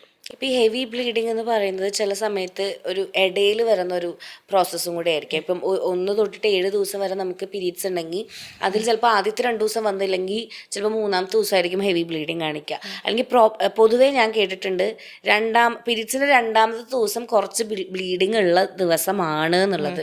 ശരിക്കും അങ്ങനെയാണോ? ശരിക്കും അങ്ങനെയാണ്. നമുക്കറിയാലോ, നമ്മൾ പീരിയഡ്സ് എക്സ്പീരിയൻസ് ചെയ്തിട്ടുള്ളത്. നമുക്ക് ഫസ്റ്റ് 2 days പൊതുവേ ബ്ലീഡിങ് അത്യാവശ്യം കൂടുതലുണ്ടാവും. അത് കഴിഞ്ഞ് ഒരു 3rd or 4th day ആകുമ്പം ഗ്രാജുവലി അത് ഡിക്രീസ് ചെയ്ത് ഒരു 5 to 7 days അത് എൻഡ് ചെയ്യും. ശരിക്കും പറഞ്ഞാൽ ഒരു up to 7 days bleeding is okay. More than 7 days bleeding വന്നു കഴിഞ്ഞാലും അത് പ്രശ്നമാണ്, അത് കാണിക്കണം. അപ്പോൾ എന്തുകൊണ്ടായിരിക്കും? ഇപ്പം ഒരാൾക്ക് ബ്ലീഡിങ് കുറവായിരുന്നു, അല്ലെങ്കിൽ നോർമലായിരുന്നു, അത് കഴിഞ്ഞ് കുറച്ച് കഴിഞ്ഞപ്പോൾ പെട്ടെന്ന് ബ്ലീഡിങ് കൂടി നെക്സ്റ്റ് പീരീഡിൽ. അതൊക്കെ എന്തുകൊണ്ടായിരിക്കാം എന്നുള്ളതാണ്. ഫസ്റ്റ് തിങ് ഇസ്, നിങ്ങൾക്ക് എന്തെങ്കിലും സ്ട്രെസ് ഫാക്ടേഴ്സ് ഉണ്ടോ എന്നുള്ളതാണ്. ഇത് പീരീഡ്സ് വരാണ്ടിരിക്കാനും ബ്ലീഡിങ് കൂടാനും ഒക്കെ ഉള്ള ചാൻസസ് ഉണ്ട്. നിങ്ങൾക്ക് എന്തെങ്കിലും സ്ട്രെസ്സ്, വീട്ടിൽ സ്ട്രെസ്സ്, എക്സാമിൻ്റെ സ്ട്രെസ്സ് എന്തെങ്കിലും ഉണ്ടോ എന്നുള്ളത് ശ്രദ്ധിക്കുക. And the next thing is, നിങ്ങൾക്ക് യൂട്രൈൻ അനോമലീസ് എന്തെങ്കിലും ഉണ്ടോ, അല്ലെങ്കിൽ എന്തെങ്കിലും ബിനൈൻ ഗ്രോത്തുകൾ എന്തെങ്കിലും ഉണ്ടോ, ലൈക്ക് ഫൈബ്രോയിഡ്. ഫൈബ്രോയിഡ് എന്ന് പറഞ്ഞാൽ യൂട്രസിൻ്റെ ലൈനിങ്ങിൽ വരുന്ന ഒരു ഗ്രോത്താണ്. അപ്പം ഇതേപോലത്തെ ഗ്രോത്തുകളുണ്ടോ? ചിലപ്പം ഗ്രോത്തിൻ്റെ സൈസ് കുറവാണെങ്കിൽ ചിലർക്ക് ബ്ലീഡിങ് എക്സ്പീരിയൻസ് ചെയ്യില്ല. പെട്ടെന്ന് സൈസ് കൂടുമ്പോഴായിരിക്കും ആ ഒരു പെട്ടെന്നുള്ള ഗഷ് ഓഫ് ബ്ലീഡിങ് വരുന്നത്. അതേപോലെ മൾട്ടിപ്പിൾ ഫൈബ്രോയിഡ്സ് ഉണ്ടോ, ഒന്നിൽ കൂടുതൽ ഫൈബ്രോയിഡ് ഉണ്ടെങ്കിലും ചാൻസ് ഉണ്ട്. പിന്നെ പോളിപ്സ് ഉണ്ടോ? പോളിപ്സും ഫൈബ്രോയിഡ് പോലെ തന്നെ ഒരു ഗ്രോത്താണ്. പോളിപ്സ് ഉണ്ടോ എന്ന് നോക്കണം. ഇതൊക്കെ one of the factors of heavy bleeding ആയിട്ട് ആക്ട് ചെയ്യാൻ പറ്റും. പിന്നെ നിങ്ങൾ കറൻ്റ്ലി മെഡിക്കേഷനിൽ എന്തെങ്കിലും വ്യത്യാസം വരുത്തിയിട്ടുണ്ടോ എന്ന് നോക്കുക. ഡോക്ടറെ കണ്ടിട്ട് ചിലപ്പോൾ അവർ ബ്ലഡ് ക്ലോട്ടിങ് കുറയ്ക്കാനായിട്ട് ലൈക്ക് ആസ്പിരിൻ, വാർഫാറിൻ പോലത്തെ മെഡിക്കേഷൻസ് എന്തെങ്കിലും എടുത്തിട്ടുണ്ടോ എന്നുള്ളത് ഒന്ന് ശ്രദ്ധിച്ച് നോക്കുക. പിന്നെ കോൺട്രസെപ്റ്റീവ് ഡിവൈസ്, ഇപ്പോൾ കോപ്പർ IUDs യൂസ് ചെയ്യുന്നവർ എന്ന് വെച്ച് കഴിഞ്ഞാൽ കോപ്പർ ടീ, ഈ ഉള്ളിൽ വെക്കുന്ന ഒരു കോപ്പർ ടീ പോലത്തെ ഒരു ഡിവൈസാണ്. കോപ്പർ IUDs എന്തെങ്കിലും യൂസ് ചെയ്യുന്നുണ്ടോ, അതും നമ്മുടെ ബ്ലീഡിങ് കൂട്ടാനുള്ള ചാൻസസ് ഉണ്ട്. ഇതൊക്കെ നിങ്ങളൊന്ന് ശ്രദ്ധിക്കണം. പിന്നെ വേറൊരു കാര്യം പറയുന്നത് മെനോപോസിന് അടുക്കാറാവുമ്പോൾ എന്ന് വെച്ചാൽ ലേറ്റ് 30s ലേറ്റ് 40s ഒക്കെ ആവുമ്പം ചിലപ്പം എന്ന് വെച്ച് കഴിഞ്ഞാൽ നമുക്ക് പീരീഡ്സ് കഴിയാറായല്ലോ, അപ്പോഴൊന്ന് ചില ഇറഗുലർ ആവാനും ബ്ലീഡിങ് കൂടാനും ഉള്ള ചാൻസസ് ഉണ്ട്. അതും ഒന്ന് ശ്രദ്ധിക്കണം. ഓക്കെ. പക്ഷേ ഈ മെനോപോസ് കഴിഞ്ഞിട്ടാണ് ബ്ലീഡിങ് വരുന്നത്, സ്പോട്ടിങ് പോലെ വരുന്നുണ്ട് എന്നുണ്ടെങ്കിൽ അത് ഒന്ന് ഡോക്ടറെ കാണിക്കുന്നത് നല്ലതായിരിക്കും. ഇപ്പം ഈ ഇപ്പം നമ്മൾ ഫസ്റ്റ് ഏർലി ഇപ്പം നമ്മുടെ മെനാർക്കി സമയത്ത് ഇപ്പം ഹെവി ബ്ലീഡിങ് ഫസ്റ്റ് പീരിയഡ്സിന് ഹെവി ബ്ലീഡിങ് എക്സ്പീരിയൻസ് ചെയ്യാറുണ്ടോ ആൾക്കാർ? അല്ലെങ്കിൽ അങ്ങനെ ഹെവി ബ്ലീഡിങ് വന്നാലുള്ള പ്രശ്നം എന്തൊക്കെയാണ്? ഓക്കെ, ഫസ്റ്റ് ടൈം എന്ന് പറയുന്നത് നമ്മുടെ ബോഡി തന്നെ പീരീഡ്സിനോട് അഡ്ജസ്റ്റ് ചെയ്ത് വരുന്ന ഒരു സമയമാണ്. അപ്പോൾ ഒരു first 1 to 2 years, first 1 to 2 ഇയേഴ്സിൽ നമുക്ക് എക്സ്പെക്റ്റ് ചെയ്യാൻ പറ്റും കുറച്ച് ഇറഗുലാരിറ്റീസ്. പീരീഡ്സ് ചിലപ്പോൾ 1 മാസം ഉണ്ടാവും, 1 മാസം ഉണ്ടാവില്ല, ചിലപ്പോൾ 2 മാസം ഉണ്ടാവും, 1 മാസം ഉണ്ടാവില്ല. അങ്ങനത്തെ ഒരു 2 വർഷം നമ്മൾ അതിനൊന്ന് അഡ്ജസ്റ്റ് ചെയ്യാനായിട്ട് ടൈം കൊടുക്കണം. എസ്പെഷ്യലി മെനാർക്കി ആയ കുട്ടികൾക്ക് അതൊന്ന് അഡ്ജസ്റ്റ് ചെയ്ത് വരട്ടെ എന്ന് വിചാരിക്കുക. പിന്നെ ഉള്ളതെന്ന് വെച്ച് കഴിഞ്ഞാൽ എക്സ്ട്രീംസാണ് നമ്മൾ നോക്കേണ്ടത്. എന്ന് വെച്ച് കഴിഞ്ഞാൽ ഒട്ടും ബ്ലഡ് ലോസ് ഇല്ല, എന്ന് വെച്ച് കഴിഞ്ഞാൽ ഒരു സ്പോട്ടിങ് പോലെ മാത്രമേ വരുന്നുള്ളൂ. അല്ലെങ്കിൽ ഭയങ്കര ഹെവി ബ്ലീഡിങ് ആണ്. ഹെവി ബ്ലീഡിങ്ങിൻ്റെ സയൻസ് ഞാൻ ഓൾറെഡി പറഞ്ഞു. ഇതേപോലെ 2 മണിക്കൂർ കൂടുമ്പോൾ പാഡ്സ് ചേഞ്ച് ചെയ്യുക, കുട്ടിക്ക് രാത്രി ഉറക്കമില്ലാണ്ട് എണീറ്റ് ഇടയ്ക്കിടയ്ക്ക് പാഡ്സ് ചേഞ്ച് ചെയ്യേണ്ടി വരിക, ക്ലോട്ട്സ് പാസ് ചെയ്യുക. ഇതെന്താ ചെയ്യണമെന്ന് വെച്ചാൽ നമ്മൾ വീട്ടിലൊരു പോസിറ്റീവ് എൻവയോൺമെൻറ്റ് ഉണ്ടെന്നുണ്ടെങ്കിൽ കുട്ടി ഇത് ഷെയർ ചെയ്യും, ഇല്ലെങ്കിൽ ഉള്ളിൽ തന്നെ അടക്കി പിടിച്ചുകൊണ്ട് നടക്കും. അപ്പം അതൊന്ന് ഇടയ്ക്ക് ചോദിക്കുകയും കൂടെ ചെയ്യണം, പീരീഡ്സ് കറക്റ്റാണോ മോളെ എന്നൊന്ന് ചോദിക്കുക.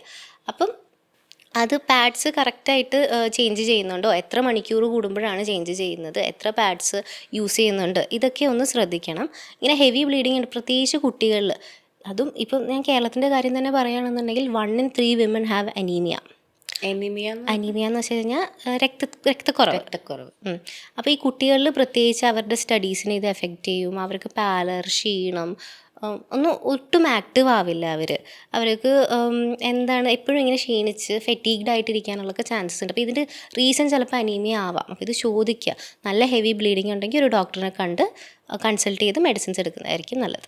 ഇപ്പം ഈ പറഞ്ഞ എല്ലാ ഒരു കാര്യങ്ങളും ആദ്യം ഇപ്പം മാം പറഞ്ഞൊരു സാധനത്തിൽ കണക്റ്റഡ് ആയത് ഫുഡ്, ഏറ്റവും കൂടുതൽ ഫുഡിനെ പറ്റിയിട്ടാണ് സംസാരിച്ചത്. ഇപ്പം ഹെവി ബ്ലീഡിങ് ആയാലും ഇനിയിപ്പോൾ ബ്ലീഡിങ് ഇല്ലെങ്കിലും ഇതെല്ലാം നമ്മൾ കണക്റ്റഡ് ആക്കിയത് ഫുഡാണ്. സോ ഒരു ഫുഡ് പ്ലേറ്റ് നമ്മൾ ഒരു കുട്ടി കഴിക്കുന്ന അല്ലെങ്കിൽ ഇന്ന ഏജിൽ ഇന്ന കാര്യങ്ങളൊക്കെ നമുക്ക് ഇത്ര ഫൈബർ വേണം, ഇങ്ങനെ പ്രോട്ടീൻ വേണം എന്നാൽ കുറച്ചുകൂടെ വന്നു കഴിഞ്ഞാൽ നമുക്ക് ഇന്നതൊക്കെ ആഡ് ഓൺസ് ചെയ്യാം. അങ്ങനെ ഒരു ഏജ് വെച്ചിട്ട് പ്രോപ്പർ ഫുഡ് പ്ലേറ്റ് എക്സ്പ്ലെയിൻ ചെയ്യാൻ പറ്റുമോ? ഒരു പ്രോപ്പർ ഫുഡ് പ്ലേറ്റ് പറയാനായിട്ട് ഇത്ര കാലറീസ്, ഇത്ര ഗ്രാംസ് എന്ന് പറയാൻ ഞാനൊരു ന്യൂട്രീഷനിസ്റ്റ് അല്ല. ബട്ട് എന്നാലും ഐ ട്രൈ മൈ ബെസ്റ്റ്. എനിക്കറിയാവുന്ന കുറച്ച് ഫുഡ് ഐറ്റംസ് എനിക്ക് പറഞ്ഞു തരാൻ പറ്റും. ഫോർ എക്സാമ്പിൾ, ഇപ്പം ബ്ലഡ് ലോസ് അനീമിയ ഉള്ളൊരു കുട്ടിയാണെന്നുണ്ടെങ്കിൽ ആ കുട്ടിക്ക് അയൺ റിച്ച് ആയിട്ടുള്ള ഫുഡ്സ് കൊടുക്കാൻ നിങ്ങൾ ശ്രദ്ധിക്കണം. ഫോർ എക്സാമ്പിൾ ഇപ്പോൾ സ്പിനച്ച്, പോമഗ്രാനൈറ്റ്, ഡേറ്റ്സ്, പിന്നെ ജാഗറി, അങ്ങനത്തെ സാധനങ്ങൾ, റാഗി, അങ്ങനത്തെ സാധനങ്ങളൊക്കെ ഇൻക്ലൂഡ് ചെയ്യണം. അയൺ കൂടുതലുള്ള സാധനങ്ങൾ. പിന്നെ വൈറ്റമിൻ സി ഉള്ള സാധനങ്ങൾ, ഫോർ എക്സാമ്പിൾ ഓറഞ്ച്, പിന്നെ ആംല എന്ന് വെച്ചാൽ നെല്ലിക്ക, പിന്നെ ലെമൺ. ഇതൊക്കെയെന്ന് വെച്ച് കഴിഞ്ഞാൽ നമ്മുടെ ഈ അയണിൻ്റെ അബ്സോർപ്ഷന് വേണ്ടി സഹായിക്കുന്നതാണ് വൈറ്റമിൻ സി. പിന്നെ വൈറ്റമിൻ സി നമ്മുടെ സ്കിന്നിന് നല്ലതാണ്. അപ്പം ഈ ആദ്യം അയൺ, പിന്നെ വൈറ്റമിൻ സി കൊടുക്കുക. അത് കഴിഞ്ഞിട്ട് നമ്മൾ സിമ്പിൾ കാർബോഹൈഡ്രേറ്റ്സ് കൊടുക്കാണ്ട് ഈ സാധാ ചോറൊക്കെ തന്നെ ചോറ് കൊടുക്കാം, പക്ഷേ സിമ്പിളിനെക്കാട്ടിയും കുറച്ചുകൂടി കോംപ്ലെക്സ് കാർബോഹൈഡ്രേറ്റ്സ് കൊടുക്കുക. ലൈക്ക് ചപ്പാത്തിയോ അല്ലെങ്കിൽ ബ്രൗൺ റൈസോ, നമ്മുടെ സാധാ വീട്ടിലെ മട്ട റൈസ്, അങ്ങനത്തെ സാധനങ്ങളൊക്കെ കൊടുക്കുക. പിന്നെ ഫ്ലാക്സ് സീഡ്സ്, അങ്ങനത്തെ കുറച്ച് സീഡ്സും കൂടെ ഇൻക്ലൂഡ് ചെയ്യാൻ പറ്റിക്കഴിഞ്ഞാൽ നല്ലതായിരിക്കും. പിന്നെ ഉള്ളൊരു കാര്യം എന്ന് വെച്ച് കഴിഞ്ഞാൽ ഇത് നോട്ട് ഓൺലി കിഡ്സ്, ഇപ്പോൾ വിമൻ്റെ കാര്യത്തിലായാലും നമുക്ക് നന്നായിട്ട് ഷുഗർ ക്രേവിങ് വരും. അപ്പം നമ്മൾ എന്താ ചെയ്യുക, ഒരു ടബ് ഐസ്ക്രീം ഇരുന്ന് ഒറ്റയടിക്ക് കഴിക്കുകയാണ് ചെയ്യുന്നത്. അങ്ങനെ ചെയ്യരുത്. ഇപ്പോൾ ഐസ്ക്രീമും കോൾഡ് ഡ്രിങ്ക്സും ഒക്കെ നമുക്ക് നല്ല ഹൈ ഷുഗർ കണ്ടൻ്റ് ഉള്ള സാധനങ്ങളാണ്. ഇത് കഴിക്കുമ്പോൾ നമുക്ക് ബ്ലോട്ടിങ്, പിന്നെ വീണ്ടും ഉള്ള മൂഡ് സ്വിങ്സ് വേഴ്സ് ആവുക, ഇങ്ങനത്തെ പ്രശ്നങ്ങൾ വരാൻ ചാൻസ് ഉണ്ട്. അതുകൊണ്ട് ഡാർക്ക് ചോക്ലേറ്റ് പ്രിഫർ ചെയ്യാം. ഈ ഡാർക്ക് ചോക്ലേറ്റിൽ അതും ഒരുപാട് കഴിക്കരുത്, 1-2 ക്യൂബ്സ് ഓഫ് ഡാർക്ക് ചോക്ലേറ്റ് കഴിക്കുക. അതും ഇതിൻ്റെ ബെനിഫിറ്റ് എന്താണെന്ന് വെച്ച് കഴിഞ്ഞാൽ നമുക്ക് എന്തുകൊണ്ടാണ് പീരിയഡ് പെയിൻ വരുന്നത്? പീരിയഡ് പെയിൻ വരുന്നത് is because the uterine muscles are contracting. പക്ഷേ നമ്മുടെ ഈ ഡാർക്ക് ചോക്ലേറ്റിൽ മെഗ്നീഷ്യം ഉണ്ട്. ഈ മെഗ്നീഷ്യം എന്ത് ചെയ്യുമെന്ന് വെച്ച് കഴിഞ്ഞാൽ ഈ കോൺട്രാക്ട് ചെയ്തിരിക്കുന്ന മസിൽസിനെ ഒന്ന് റിലാക്സ് ചെയ്യാൻ വേണ്ടിയിട്ട് ഹെൽപ്പ് ചെയ്യും. അപ്പോൾ കുറച്ചൊക്കെ ഡാർക്ക് ചോക്ലേറ്റ് കഴിച്ച് കഴിഞ്ഞാൽ നമുക്ക് പീരിയഡ് പെയിനും ഹെൽപ്ഫുള്ളാണ്, നമ്മുടെ ക്രേവിങ്ങിനെയും നമ്മൾ സാറ്റിസ്ഫൈ ചെയ്യും. അപ്പോൾ ഷുഗർ വേണമെന്നുണ്ടെങ്കിൽ ഒന്നെങ്കിൽ കുറച്ച് ഫ്രൂട്ട്സ് കഴിക്കുക, അല്ലാന്നുണ്ടെങ്കിൽ ഡാർക്ക് ചോക്ലേറ്റിലോട്ട് മാറുക. പിന്നെ വേറൊരു കാര്യം എന്ന് വെച്ചാൽ നന്നായിട്ട് ഹൈഡ്രേറ്റ് ചെയ്യണം, നന്നായിട്ട് വെള്ളം കുടിക്കുക. പറ്റുന്നുണ്ടെങ്കിൽ ഇലക്ട്രോലൈറ്റ്സ് ഉള്ള വെള്ളം കുടിക്കുക. ഫോർ എക്സാമ്പിൾ നമ്മുടെ എന്താണ് അതിന് പറയുക, കരിക്കിൻ വെള്ളം, നല്ല ഇലക്ട്രോലൈറ്റ് റിച്ച് ആയിട്ടുള്ളൊരു സാധനമാണ്. പറ്റുമെങ്കിൽ നന്നായിട്ട് അത് കുടിക്കുക. ഹൈഡ്രേറ്റ് ചെയ്ത് പീരീഡ്സിൻ്റെ സമയത്ത് ഇരിക്കാൻ ശ്രമിക്കുക. ഇതായിരിക്കും. ഇപ്പം നമ്മളൊരു പ്ലേറ്റായിട്ട് പറയുകയാണെന്നുണ്ടെങ്കിൽ, ഒരു പ്രോപ്പർ ബാലൻസ്ഡ് പ്ലേറ്റായിട്ട് പറയുകയാണെന്നുണ്ടെങ്കിൽ, ഗ്രാംസായിട്ട് പറയുന്നതിൽ ഹാഫ് പ്ലേറ്റ് നിങ്ങൾ എടുക്കേണ്ടത്, ഇപ്പോൾ ഇത്രയും പറഞ്ഞ കാര്യങ്ങൾ വെച്ചിട്ട് half plate fruits and veggies എടുക്കുക. അതിലൊരു കാൽഭാഗം, ഇപ്പം നമ്മൾ കേരളത്തിലെ ആൾക്കാർ ചോറാണല്ലോ കഴിക്കുന്നത്, അതിലൊരു കാൽഭാഗം നമ്മൾ എന്തെങ്കിലും തോരനെടുക്കുക. അത് മെയിൻലി ഇപ്പം എന്താണ് അനീമിയുള്ള കുട്ടികളാണെന്നുണ്ടെങ്കിൽ പറ്റുന്നുണ്ടെങ്കിൽ കുറച്ച് എന്താണ് ചീരത്തോരൻ, അല്ലാന്നുണ്ടെങ്കിൽ അങ്ങനത്തെ കുറച്ച് ഇലകളുടെ തോരൻ എടുക്കുക. പിന്നെ ഫ്രൂട്ട്സ് ആണെന്നുണ്ടെങ്കിൽ കുക്കുംബർ, ടൊമാറ്റോ ഒക്കെ ഹെൽപ്പ് ചെയ്യും. ടൊമാറ്റോ, അതിൻ്റെ കൂടെ ഞാൻ വൈറ്റമിൻ സി വേണമെന്ന് കുറച്ച് നാരങ്ങ ഒന്ന് പിഴിഞ്ഞൊടിച്ച് ഒരു സലാഡ്, ഒരു കുഞ്ഞ് സലാഡ് ആക്കുക. പിന്നെ കാൽഭാഗം എന്തെങ്കിലും complex type of carbohydrates include ചെയ്യുക. ചോറായാലും എന്തെങ്കിലും കാൽഭാഗം പ്രോട്ടീൻസ് ഇൻക്ലൂഡ് ചെയ്യുക. അതിപ്പോൾ വെജിറ്റേറിയൻസ് ആണെന്നുണ്ടെങ്കിൽ അവർക്ക് എന്താണ് പനീർ എടുക്കാം, അല്ലെങ്കിൽ നമ്മുടെ ചെറുപയർ, കടല, അങ്ങനത്തെ സാധനങ്ങളൊക്കെ എടുക്കാം. നോൺ വെജിറ്റേറിയൻസ് ആണെങ്കിൽ ഫിഷ് എടുക്കാം. പിന്നെ എന്താണ് നമ്മുടെ ചിക്കൻ എടുക്കാം. Then they have egg. ഇതൊക്കെ പ്രോട്ടീനായിട്ട് ഇൻക്ലൂഡ് ചെയ്യുക. ഇതിനെല്ലാം പോർഷൻ സൈസ് മെയിൻറ്റെയിൻ ചെയ്യുക, ഒരുപാട് എടുക്കരുത്. പോർഷൻ സൈസ് മെയിൻറ്റെയിൻ ചെയ്ത് കഴിച്ച് കഴിഞ്ഞാൽ നല്ലതായിരിക്കും. Quality and quantity matters. So ഇപ്പം അനീമിക് ആവാന്ന് ഇപ്പം നേരത്തെ സംസാരിച്ചൊരു ടോപ്പിക്കിൽ നമ്മൾ ഏറ്റവും ഇപ്പം അനീമിക് ആവുക എന്ന് പറയുമ്പോൾ ആൾക്കാർ ഇപ്പം ഫുഡ് ഡയറ്റിലൂടെ അത് മാറ്റാമെന്ന് ചിന്തിക്കുന്ന ആൾക്കാരുണ്ടാവും. പക്ഷെ ഇപ്പം ഇപ്പം എൻ്റെ ഒരു സുഹൃത്തിന് അവർ പറയുന്നത്, പക്ഷെ ടാബ്ലറ്റ് എടുത്താലേ അത് ശരിയാവുള്ളൂ, അതായത് ടാബ്ലറ്റ് കഴിക്കുമ്പോഴും അതിന് റിയാക്ഷൻസ് ബോഡിയിൽ നിന്ന് ഉണ്ടാവും എന്ന് പറയുന്നു. സോ പ്രോപ്പറായിട്ട് ഒരാൾക്ക് അനീമിക് ആണെങ്കിൽ അവർ ടാബ്ലറ്റ് എടുത്താലേ മാറുള്ളൂ, അല്ലെങ്കിൽ ഫുഡ് നമുക്ക് മാറ്റാൻ പറ്റില്ലേ? നോർമലായിട്ട് നമ്മൾ ഈ പീരീഡ്സ് പോകുമ്പോൾ നമുക്ക് എന്തായാലും അയണിൻ്റെ ഡെഫിഷ്യൻസി വരുമ്പം നോർമലി പീരീഡ്സ് വരുന്ന എല്ലാവരും ഈ അയൺ ടാബ്ലറ്റ്സ് എടുക്കേണ്ട കാര്യമുണ്ടോ?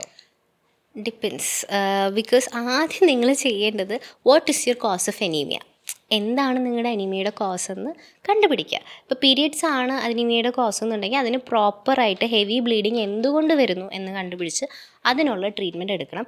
അതിൻ്റെ കൂടെ തന്നെ നമുക്ക് അയൺ റീപ്ലനിഷ് ചെയ്യാനായിട്ട് ടാബ്ലറ്റ്സ് എടുക്കണം. നമുക്ക് ഫുഡ് വെച്ച് മാത്രം ഒരിക്കലും നമ്മുടെ അയൺ ലോസ് ഉണ്ടെന്നുണ്ടെങ്കിൽ നമുക്ക് അനീമിയ കറക്റ്റ് ചെയ്ത് കൊണ്ടുവരാൻ വേണ്ടിയിട്ട് പറ്റില്ല. അപ്പോൾ എന്തായാലും നമ്മൾ ടാബ്ലറ്റ്സ് എടുക്കണം. ടാബ്ലറ്റ്സ് എടുക്കുന്ന സമയത്ത് നിങ്ങൾക്ക് ചിലപ്പോൾ ചില ടാബ്ലറ്റ്സ് കഴിക്കുമ്പോൾ നമുക്ക് ബ്ലോട്ടിങ്, വോമിറ്റിങ് അങ്ങനത്തെ സൈഡ് എഫക്ട്സ് ഉണ്ടാവാൻ ചാൻസ് ഉണ്ട്. അപ്പോൾ ഡോക്ടറിനെ കണ്ട് എനിക്ക് ഈ ടാബ്ലറ്റ് പറ്റുന്നില്ല, എനിക്കൊന്ന് മാറ്റിത്തരൂ എന്ന് പറഞ്ഞു കഴിഞ്ഞാൽ ആ സൈഡ് എഫക്ട്സ് ഇല്ലാതെ ടാബ്ലറ്റ്സ് ഇപ്പോൾ വന്നിട്ടുണ്ട്, അത് ഡോക്ടർ നിങ്ങൾക്ക് സജസ്റ്റ് ചെയ്ത് തരും. അപ്പോൾ ആ ടാബ്ലറ്റ്സ് എടുക്കുക. അതിൻ്റെ കൂടെ തന്നെ നിങ്ങൾ ഫുഡ്, ഡയറ്റ്, അങ്ങനത്തെ കാര്യങ്ങൾ, എക്സസൈസ്, ഇങ്ങനത്തെ കാര്യങ്ങളൊക്കെ ശ്രദ്ധിക്കുക. ഇപ്പം നേരത്തെ നമ്മൾ കഴിക്കേണ്ട ഫുഡ് ഇന്നതാന്നൊക്കെ പറഞ്ഞപ്പം നമ്മൾ കഴിക്കേണ്ടാത്ത ഫുഡുകളുണ്ടോ ഈ പീരീഡ്സ് ടൈമിൽ? യെസ്, ഞാൻ പറഞ്ഞല്ലോ. ഒന്നാമത്തെ കാര്യം ഹൈ ഷുഗർ കണ്ടൻ്റ് ഉള്ള സാധനങ്ങൾ അവോയ്ഡ് ചെയ്യുക. ലൈക്ക് ഐസ്ക്രീം, പിന്നെ ഹൈ ഷുഗർ ഡ്രിങ്ക്സ് ആയിട്ട് കോൾഡ് ഡ്രിങ്ക്സ്, അങ്ങനത്തെ സാധനങ്ങളൊക്കെ അവോയ്ഡ് ചെയ്യുക. രണ്ടാമത്തെ കാര്യം നിങ്ങൾ അവോയ്ഡ് ചെയ്യേണ്ടത് എന്താണെന്ന് വെച്ച് കഴിഞ്ഞാൽ ഹൈ സോൾട്ട് കണ്ടൻ്റ് ഉള്ള ഫുഡുകൾ.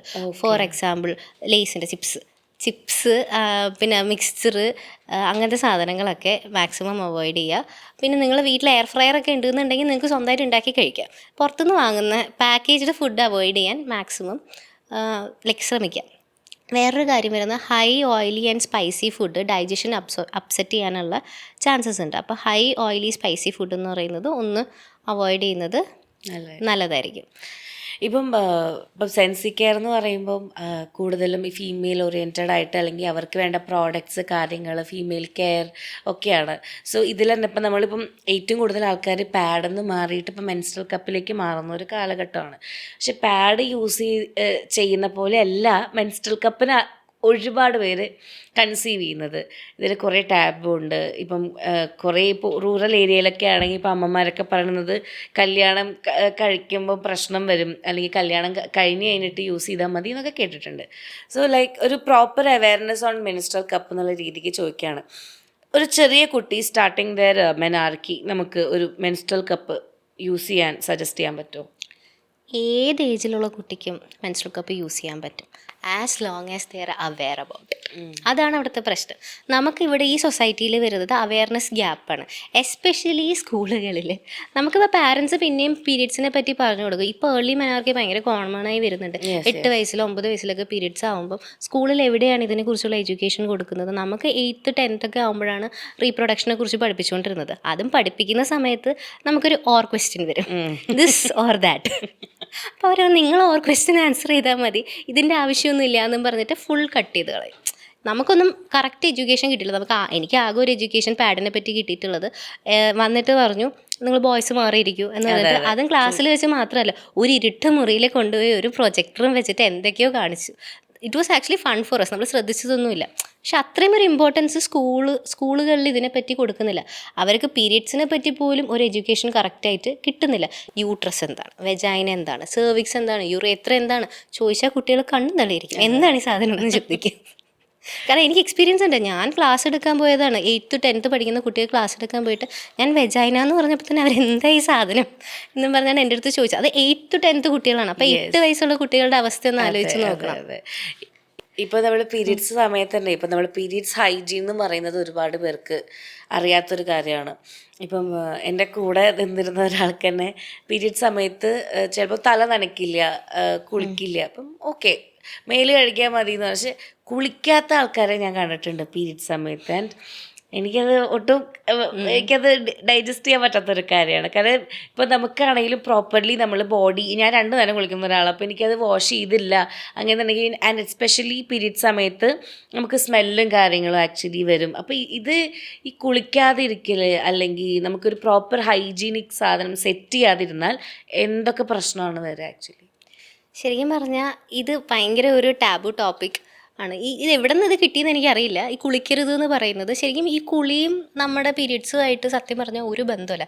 നിങ്ങൾക്ക് തല കുളിക്കുകയോ കുളിക്കാണ്ടിരിക്കുകയോ അത് നിങ്ങളുടെ ഇഷ്ടമാണ്. പക്ഷേ ബോഡി അറ്റ്ലീസ്റ്റ് നിങ്ങൾ ക്ലീനായിട്ട് മെയിൻറ്റെയിൻ ചെയ്തുകൊണ്ട് പോകണം.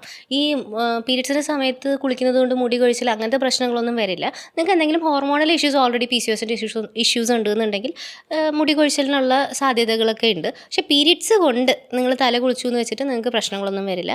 നിങ്ങൾ കറക്റ്റായിട്ട് ഹൈജീൻ മെയിൻറ്റെയിൻ ചെയ്തില്ല എന്നുണ്ടെങ്കിൽ നമുക്ക് നന്നായിട്ട് അറിയാം. നമ്മളിപ്പോൾ പാഡ് വെച്ചിട്ട് യൂസ് ചെയ്യുമ്പം ആ സമയത്ത് സ്വെറ്റ്, ഓർഡർ, ബാക്ടീരിയ അത് സമയത്ത് ചേഞ്ച് ചെയ്തില്ല, വൾവൽ ഏരിയ കറക്റ്റായിട്ട് ക്ലീൻ ചെയ്തില്ല എന്നുണ്ടെങ്കിൽ നിങ്ങൾക്ക് ഇൻഫെക്ഷൻസ് വരാനുള്ള ചാൻസസ് ഉണ്ട്. അപ്പോൾ എല്ലാ ദിവസവും കറക്റ്റായിട്ട് അറ്റ്ലീസ്റ്റ് ഇൻറ്റിമേറ്റ് ഏരിയയെങ്കിലും ഒന്ന് ക്ലീൻ ചെയ്യണം. കുളിക്കുന്നത് വളരെ നല്ലതാണ്. കാരണം അതിനതിൻ്റേതായ ബെനിഫിറ്റ്സ് ഉണ്ട്. ഫോർ എക്സാമ്പിൾ നമ്മളിപ്പോൾ വാം വാട്ടറിലാണ് കുളിക്കുന്നതെന്ന് വെച്ചോ, നമുക്ക് പീരീഡ് ക്രാംസ് ഉള്ള ഒരാളാണ്. അപ്പം വാം വാട്ടറിൽ കുളിക്കുമ്പോൾ എന്താ സംഭവിക്കുക എന്ന് വെച്ച് കഴിഞ്ഞാൽ നമ്മുടെ ബ്ലഡ് സർക്കുലേഷൻ കുറച്ച് വാസോ ഡൈലേഷൻ വന്ന് ബ്ലഡ് സർക്കുലേഷൻ കുറച്ചൊന്ന് ഇമ്പ്രൂവ് ആകാനുള്ള ചാൻസസ് ഉണ്ട്. അങ്ങനെയാണെങ്കിൽ പീരിയഡ് ക്രാംസ് കുറയാനുള്ള ചാൻസസ് ഉണ്ട്. അതിൻ്റെ കൂടെ തന്നെ നമുക്ക് നല്ല മൂഡ് സ്വിങ്സും, നമുക്ക് ഇങ്ങനെ ഇറിറ്റേറ്റഡ് ആയിട്ടിരിക്കുമ്പോൾ ഒരു കുളി കിട്ടിക്കഴിഞ്ഞാൽ ഒരു എൻഡോർഫിൻ റിലീസാണ്, നമുക്കൊരാശ്വാസം. അതും ഇറ്റ് ഈസ് എ ഫാക്ടർ. അപ്പം നിങ്ങൾക്ക് കൂടുതലും ബെനിഫിറ്റ്സ് ആയിരിക്കും ഉണ്ടായിരിക്കുക കുളിച്ച് കഴിഞ്ഞാൽ. So don't avoid taking a bath എന്നായിരിക്കും ഞാൻ പറയാം. ഇപ്പോൾ ഫസ്റ്റ് ഇപ്പം ഞാനൊക്കെ പീരീഡ്സ് ആയ ടൈമിലെന്നൊക്കെ പറഞ്ഞു കഴിഞ്ഞാൽ ആ സമയത്ത് മെൻസ്ട്രൽ കപ്പിൻ്റെ യൂസൊന്നും അധികം ആൾക്കാർ പറഞ്ഞു കേട്ടിട്ടില്ല. നമ്മൾ ഈ മെൻസ്ട്രൽ കപ്പ് അറിയില്ല, ടാംപോൺസ് അറിയില്ല, പിന്നെ ബാക്കി ഇപ്പം മാർക്കറ്റിൽ അവൈലബിൾ ആയിട്ടുള്ള പ്രൊഡക്ട്സ് ഒന്നും അറിയില്ല. ജസ്റ്റ് നമുക്ക് അറിയുന്നത് പാഡ് എന്നുള്ളൊരു ഇതായിരുന്നു. അന്ന് എൻ്റെ അമ്മ പറഞ്ഞിരുന്ന അമ്മയ്ക്ക് പാഡ് എന്ന് പറയുന്നൊരു വലിയ കാര്യമായിരുന്നു. കാരണം അമ്മയ്ക്ക് തുണിയായിരുന്നു യൂസ് ചെയ്യണ്ടായിരുന്നേ എന്നുള്ളത്. ആൻഡ് സ്റ്റിൽ എനിക്ക് ഉറപ്പാണ് ഒരുപാട് റൂറൽ ഏരിയാസിലുള്ള കുട്ടികളും ഇപ്പോൾ പാഡല്ലാതെ തുണി യൂസ് ചെയ്യുന്ന ആൾക്കാരെ അറിയുന്നുണ്ട്. അപ്പം ആ സമയത്തൊക്കെ ഈ തുണി വെക്കുന്നത് കൊണ്ട് തന്നെ ഇപ്പം നമ്മുടെ ഇൻറ്റിമേറ്റ് ഏരിയയിൽ ഒരഞ്ഞ് പൊട്ടുക, അതുപോലെ അത് ഇൻഫെക്ഷൻ ആവുക, അങ്ങനത്തെ പ്രശ്നങ്ങളൊക്കെ അമ്മയ്ക്ക് ഉണ്ടായിരുന്നു എന്ന് പറഞ്ഞു. വേറൊരു കാര്യം എന്ന് പറഞ്ഞാൽ ഞാൻ ഭയങ്കര ഫാസിനേറ്റിംഗ് ആയിട്ട് കേട്ട ഒരു കാര്യം, ഈ നോർത്ത് സൈഡിലൊക്കെ ഈ കുട്ടികൾ ഈ ചാരം യൂസ് ചെയ്യുന്നുണ്ട് എന്നുള്ളത്. വേറെ കാരണം ഇവർക്ക് പാഡ് എന്ന് പറയുന്നത് ആക്ച്വലി ഒരു കൈൻഡ് ഓഫ് എക്സ്പെൻസീവ് ആണ്. ടു ബി ഓണസ്റ്റ്, നമുക്ക് ചില ആൾക്കാർക്ക് അത് എക്സ്പെൻസീവ് ആയിരിക്കില്ല. ചിലപ്പോൾ 40-45 രൂപ ഒരു 6 പാഡിനെന്ന് പറയുമ്പോൾ ചിലപ്പോൾ എക്സ്പെൻസീവ് ആയിരിക്കില്ല. ചിലപ്പോൾ അത് എക്സ്പെൻസീവ് ആയിട്ടുള്ള ആൾക്കാരുണ്ട്.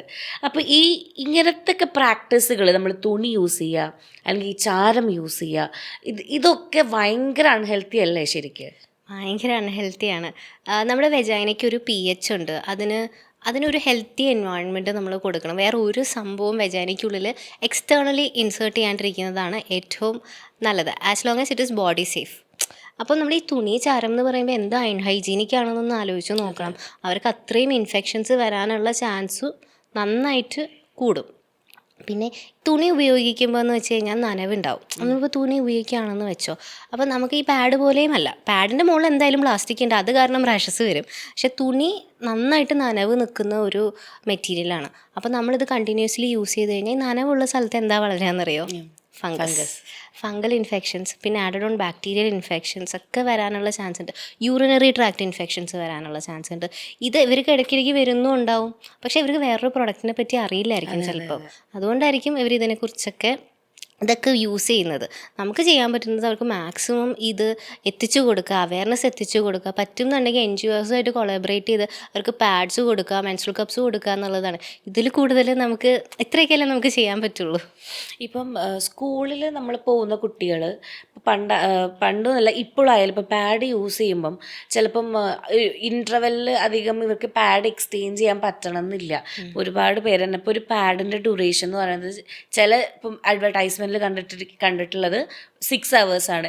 ചില പാഡുകൾ 12 hours ഉണ്ടെന്നാണ്. പക്ഷേ എൻ്റെ ഒരു അറിവിൽ 12 hours ഉള്ളൊരു പാഡ് എന്നുള്ളത് എനിക്ക് ചിന്തിക്കാൻ പറ്റില്ല. അപ്പോൾ ഈ സ്കൂൾ ഇൻ്റർവെല്ലുകൾ കുട്ടികൾ ഇത് മാറ്റാണ്ടിരിക്കുമ്പോൾ വരുന്ന പ്രശ്നങ്ങളും ആൻഡ് ഇപ്പോൾ പാഡ് തന്നെ നമ്മൾ ചൂസ് ചെയ്യുമ്പോൾ നമുക്ക് എന്തെങ്കിലും സ്പെഷ്യലായിട്ട് നമ്മൾ നോക്കി ചൂസ് ചെയ്യണം. പാഡ് തന്നെ വേണം എന്ന് നിർബന്ധം പിടിക്കുന്ന ആൾക്കാർക്ക് വേണ്ടിയിട്ടുള്ളതാണത്.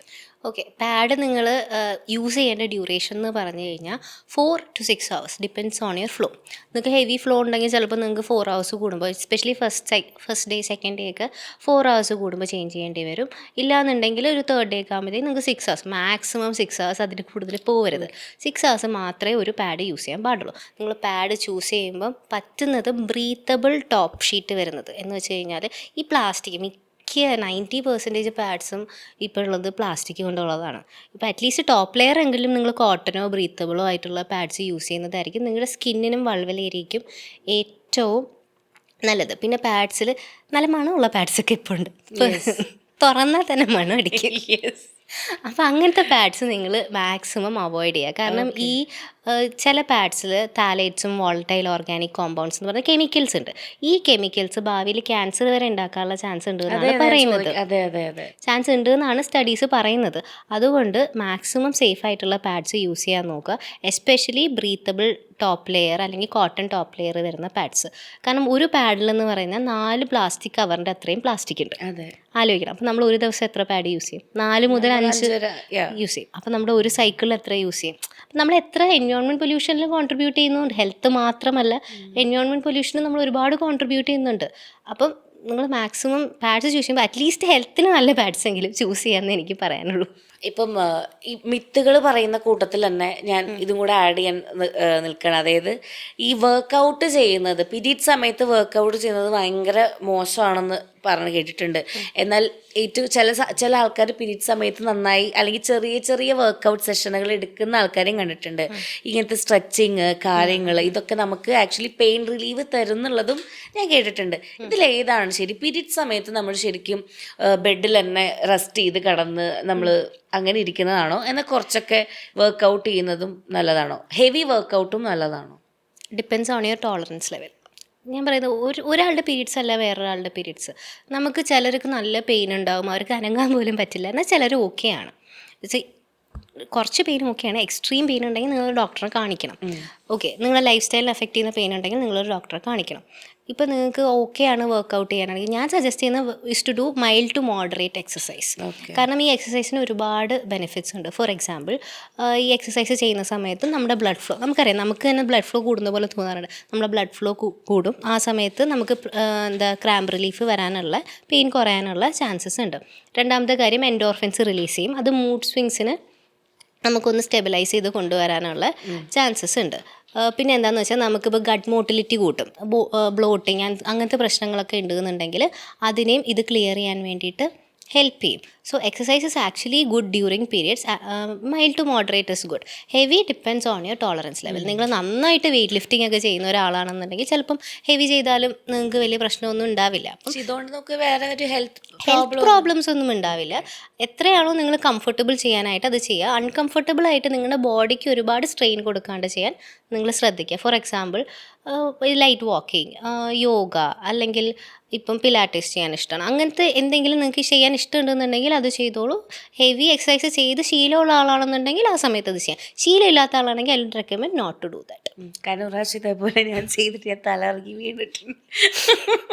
ഞാൻ അന്ന് എക്സസൈസ് ചെയ്യുന്ന സമയം ഇപ്പം അങ്ങനെ ഇല്ലെന്നാലും ആ സമയത്ത് കൊറോണ ടൈമായിരുന്നു. അപ്പോൾ ബോഡി പ്രത്യേകിച്ച് ഒന്നും ഒരു മൂവ്മെൻ്റ് ഇല്ല. അപ്പോൾ ഞാൻ ഡെയിലി എക്സസൈസ് ചെയ്യായിരുന്നു അന്നൊക്കെ. അപ്പോൾ ആ ചെയ്യുന്ന സമയത്ത് പീരീഡ്സ് ആയപ്പോഴും എൻ്റെ അമ്മായിയൊക്കെ ഉണ്ടായിരുന്നു. അപ്പോൾ ഓരോന്നോട് ചെയ്യല്ലേ പീരീഡ്സ് ആകുമ്പോൾ ചെയ്യല്ലേ എന്നിട്ട് ഞാൻ വാശിക്ക് പുറത്ത് ചെയ്തിട്ട് ഞാൻ തല ഇറങ്ങിയാണ് വീണ്. അതുകൊണ്ടാണ് ഞാനിങ്ങനെ ഇമാജിൻ ചെയ്യായിരുന്നു ആ സിറ്റുവേഷൻ. ഇപ്പം നമ്മൾ ഈ എക്സസൈസ് പറയണ പോലെ തന്നെ ആൾക്കാർ ഈ ടൈറ്റായിട്ടുള്ള ഡ്രസ്സുകൾ, പാൻറ്റീസ്, ഇതൊക്കെ ഭയങ്കര ഈ കോൺട്രാക്ഷൻ അല്ലെങ്കിൽ നമുക്ക് ഈ പറയുന്ന പെയിൻ വരാനുള്ള ചാൻസ് കൂടുതലാണെന്ന് ഞാൻ കേട്ടിട്ടുണ്ട്. പൊതുവേ നമുക്ക് അല്ലെങ്കിൽ ഇറുകിയ ഡ്രസ്സും ഈ പാൻറ്റീസൊക്കെ ഭയങ്കര ടൈറ്റായിട്ട് നമ്മൾ യൂസ് ചെയ്യുമ്പോൾ നമുക്ക് പെയിൻ വരാറുണ്ട്. ഈ പീരീഡ് സമയത്ത് നമ്മൾ ഇങ്ങനത്തെ ടൈറ്റായിട്ടുള്ള പാൻറ്റീസ് കാര്യങ്ങൾ യൂസ് ചെയ്ത് കഴിഞ്ഞ് കഴിഞ്ഞാൽ എന്തെങ്കിലും പ്രോബ്ലം ഉണ്ടോ? പീരിയഡ് സമയത്ത് മാത്രമല്ല, നമ്മൾ നോർമലി പോലും I would suggest not to use tight clothing. കാരണം ഇപ്പം നമ്മൾ ഫോർ എക്സാമ്പിൾ ഞാനിപ്പോൾ പറയുകയാണെന്നുണ്ടെങ്കിൽ നിങ്ങൾക്കൊരു ടൈറ്റ് അണ്ടർവെയർ ഉണ്ട് എന്ന് വെച്ചോ. നല്ല ടൈറ്റ് ആയിട്ടുള്ള വേസ്റ്റ് ബാൻഡാണ് നിങ്ങൾ യൂസ് ചെയ്യുന്നത്. അതിൻ്റെ കൂടെ നിങ്ങളൊരു പാഡ് യൂസ് ചെയ്യുന്നതെന്ന് വെച്ചോ. പാഡിൻ്റെ മുകളിൽ പ്ലാസ്റ്റിക്കാണ്. മനസ്സിലാവുന്നുണ്ട്. ഓൾറെഡി നിങ്ങൾക്ക് പ്ലാസ്റ്റിക് കോൺടാക്റ്റിൽ വരുമ്പോൾ റാഷസും കോൺടാക്ട് ഡെർമറ്റൈറ്റിസും ഒക്കെ വരാനുള്ള ചാൻസസ് ഉണ്ട്. അപ്പോൾ ഈ ടൈറ്റ് ആയിട്ടുള്ള സംഭവം ഇട്ട് കഴിഞ്ഞാൽ പിന്നെ പറയണോ, അവിടെ മോയ്സ്ചർ ട്രാപ്പ് ആവും, ബാക്ടീരിയൽ ഇൻഫെക്ഷൻ വരാനുള്ള ചാൻസ് ഉണ്ട്, കുഞ്ഞു അബറേഷൻസ് വരാനുള്ള ചാൻസ് ഉണ്ട്. ഇത് ഭാവിയിൽ ഇൻഫെക്ഷൻ വരാനുള്ള ചാൻസ് നന്നായിട്ടുണ്ട്. നമ്മുടെ വെജൈനയ്ക്കും വൾവയ്ക്കും ബ്രീത്ത് ചെയ്യാനുള്ളൊരു സ്പേസ് പോലും അവിടെ കിട്ടില്ല. പിന്നെ നമുക്കറിയാം പീരീഡ്സിൻ്റെ സമയത്ത് നമുക്ക് കുറച്ച് വെയിറ്റ് കൂടുന്നത് പോലെ തോന്നും, കുറച്ച് ബ്ലോട്ടിങ് ഉണ്ടാവും.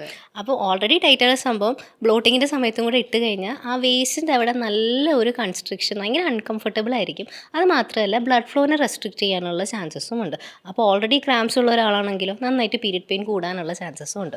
So I would suggest not to wear tight clothes during periods. കുറച്ച് കംഫർട്ടബിൾ ആയിട്ടിരിക്കുക. ഓക്കെ.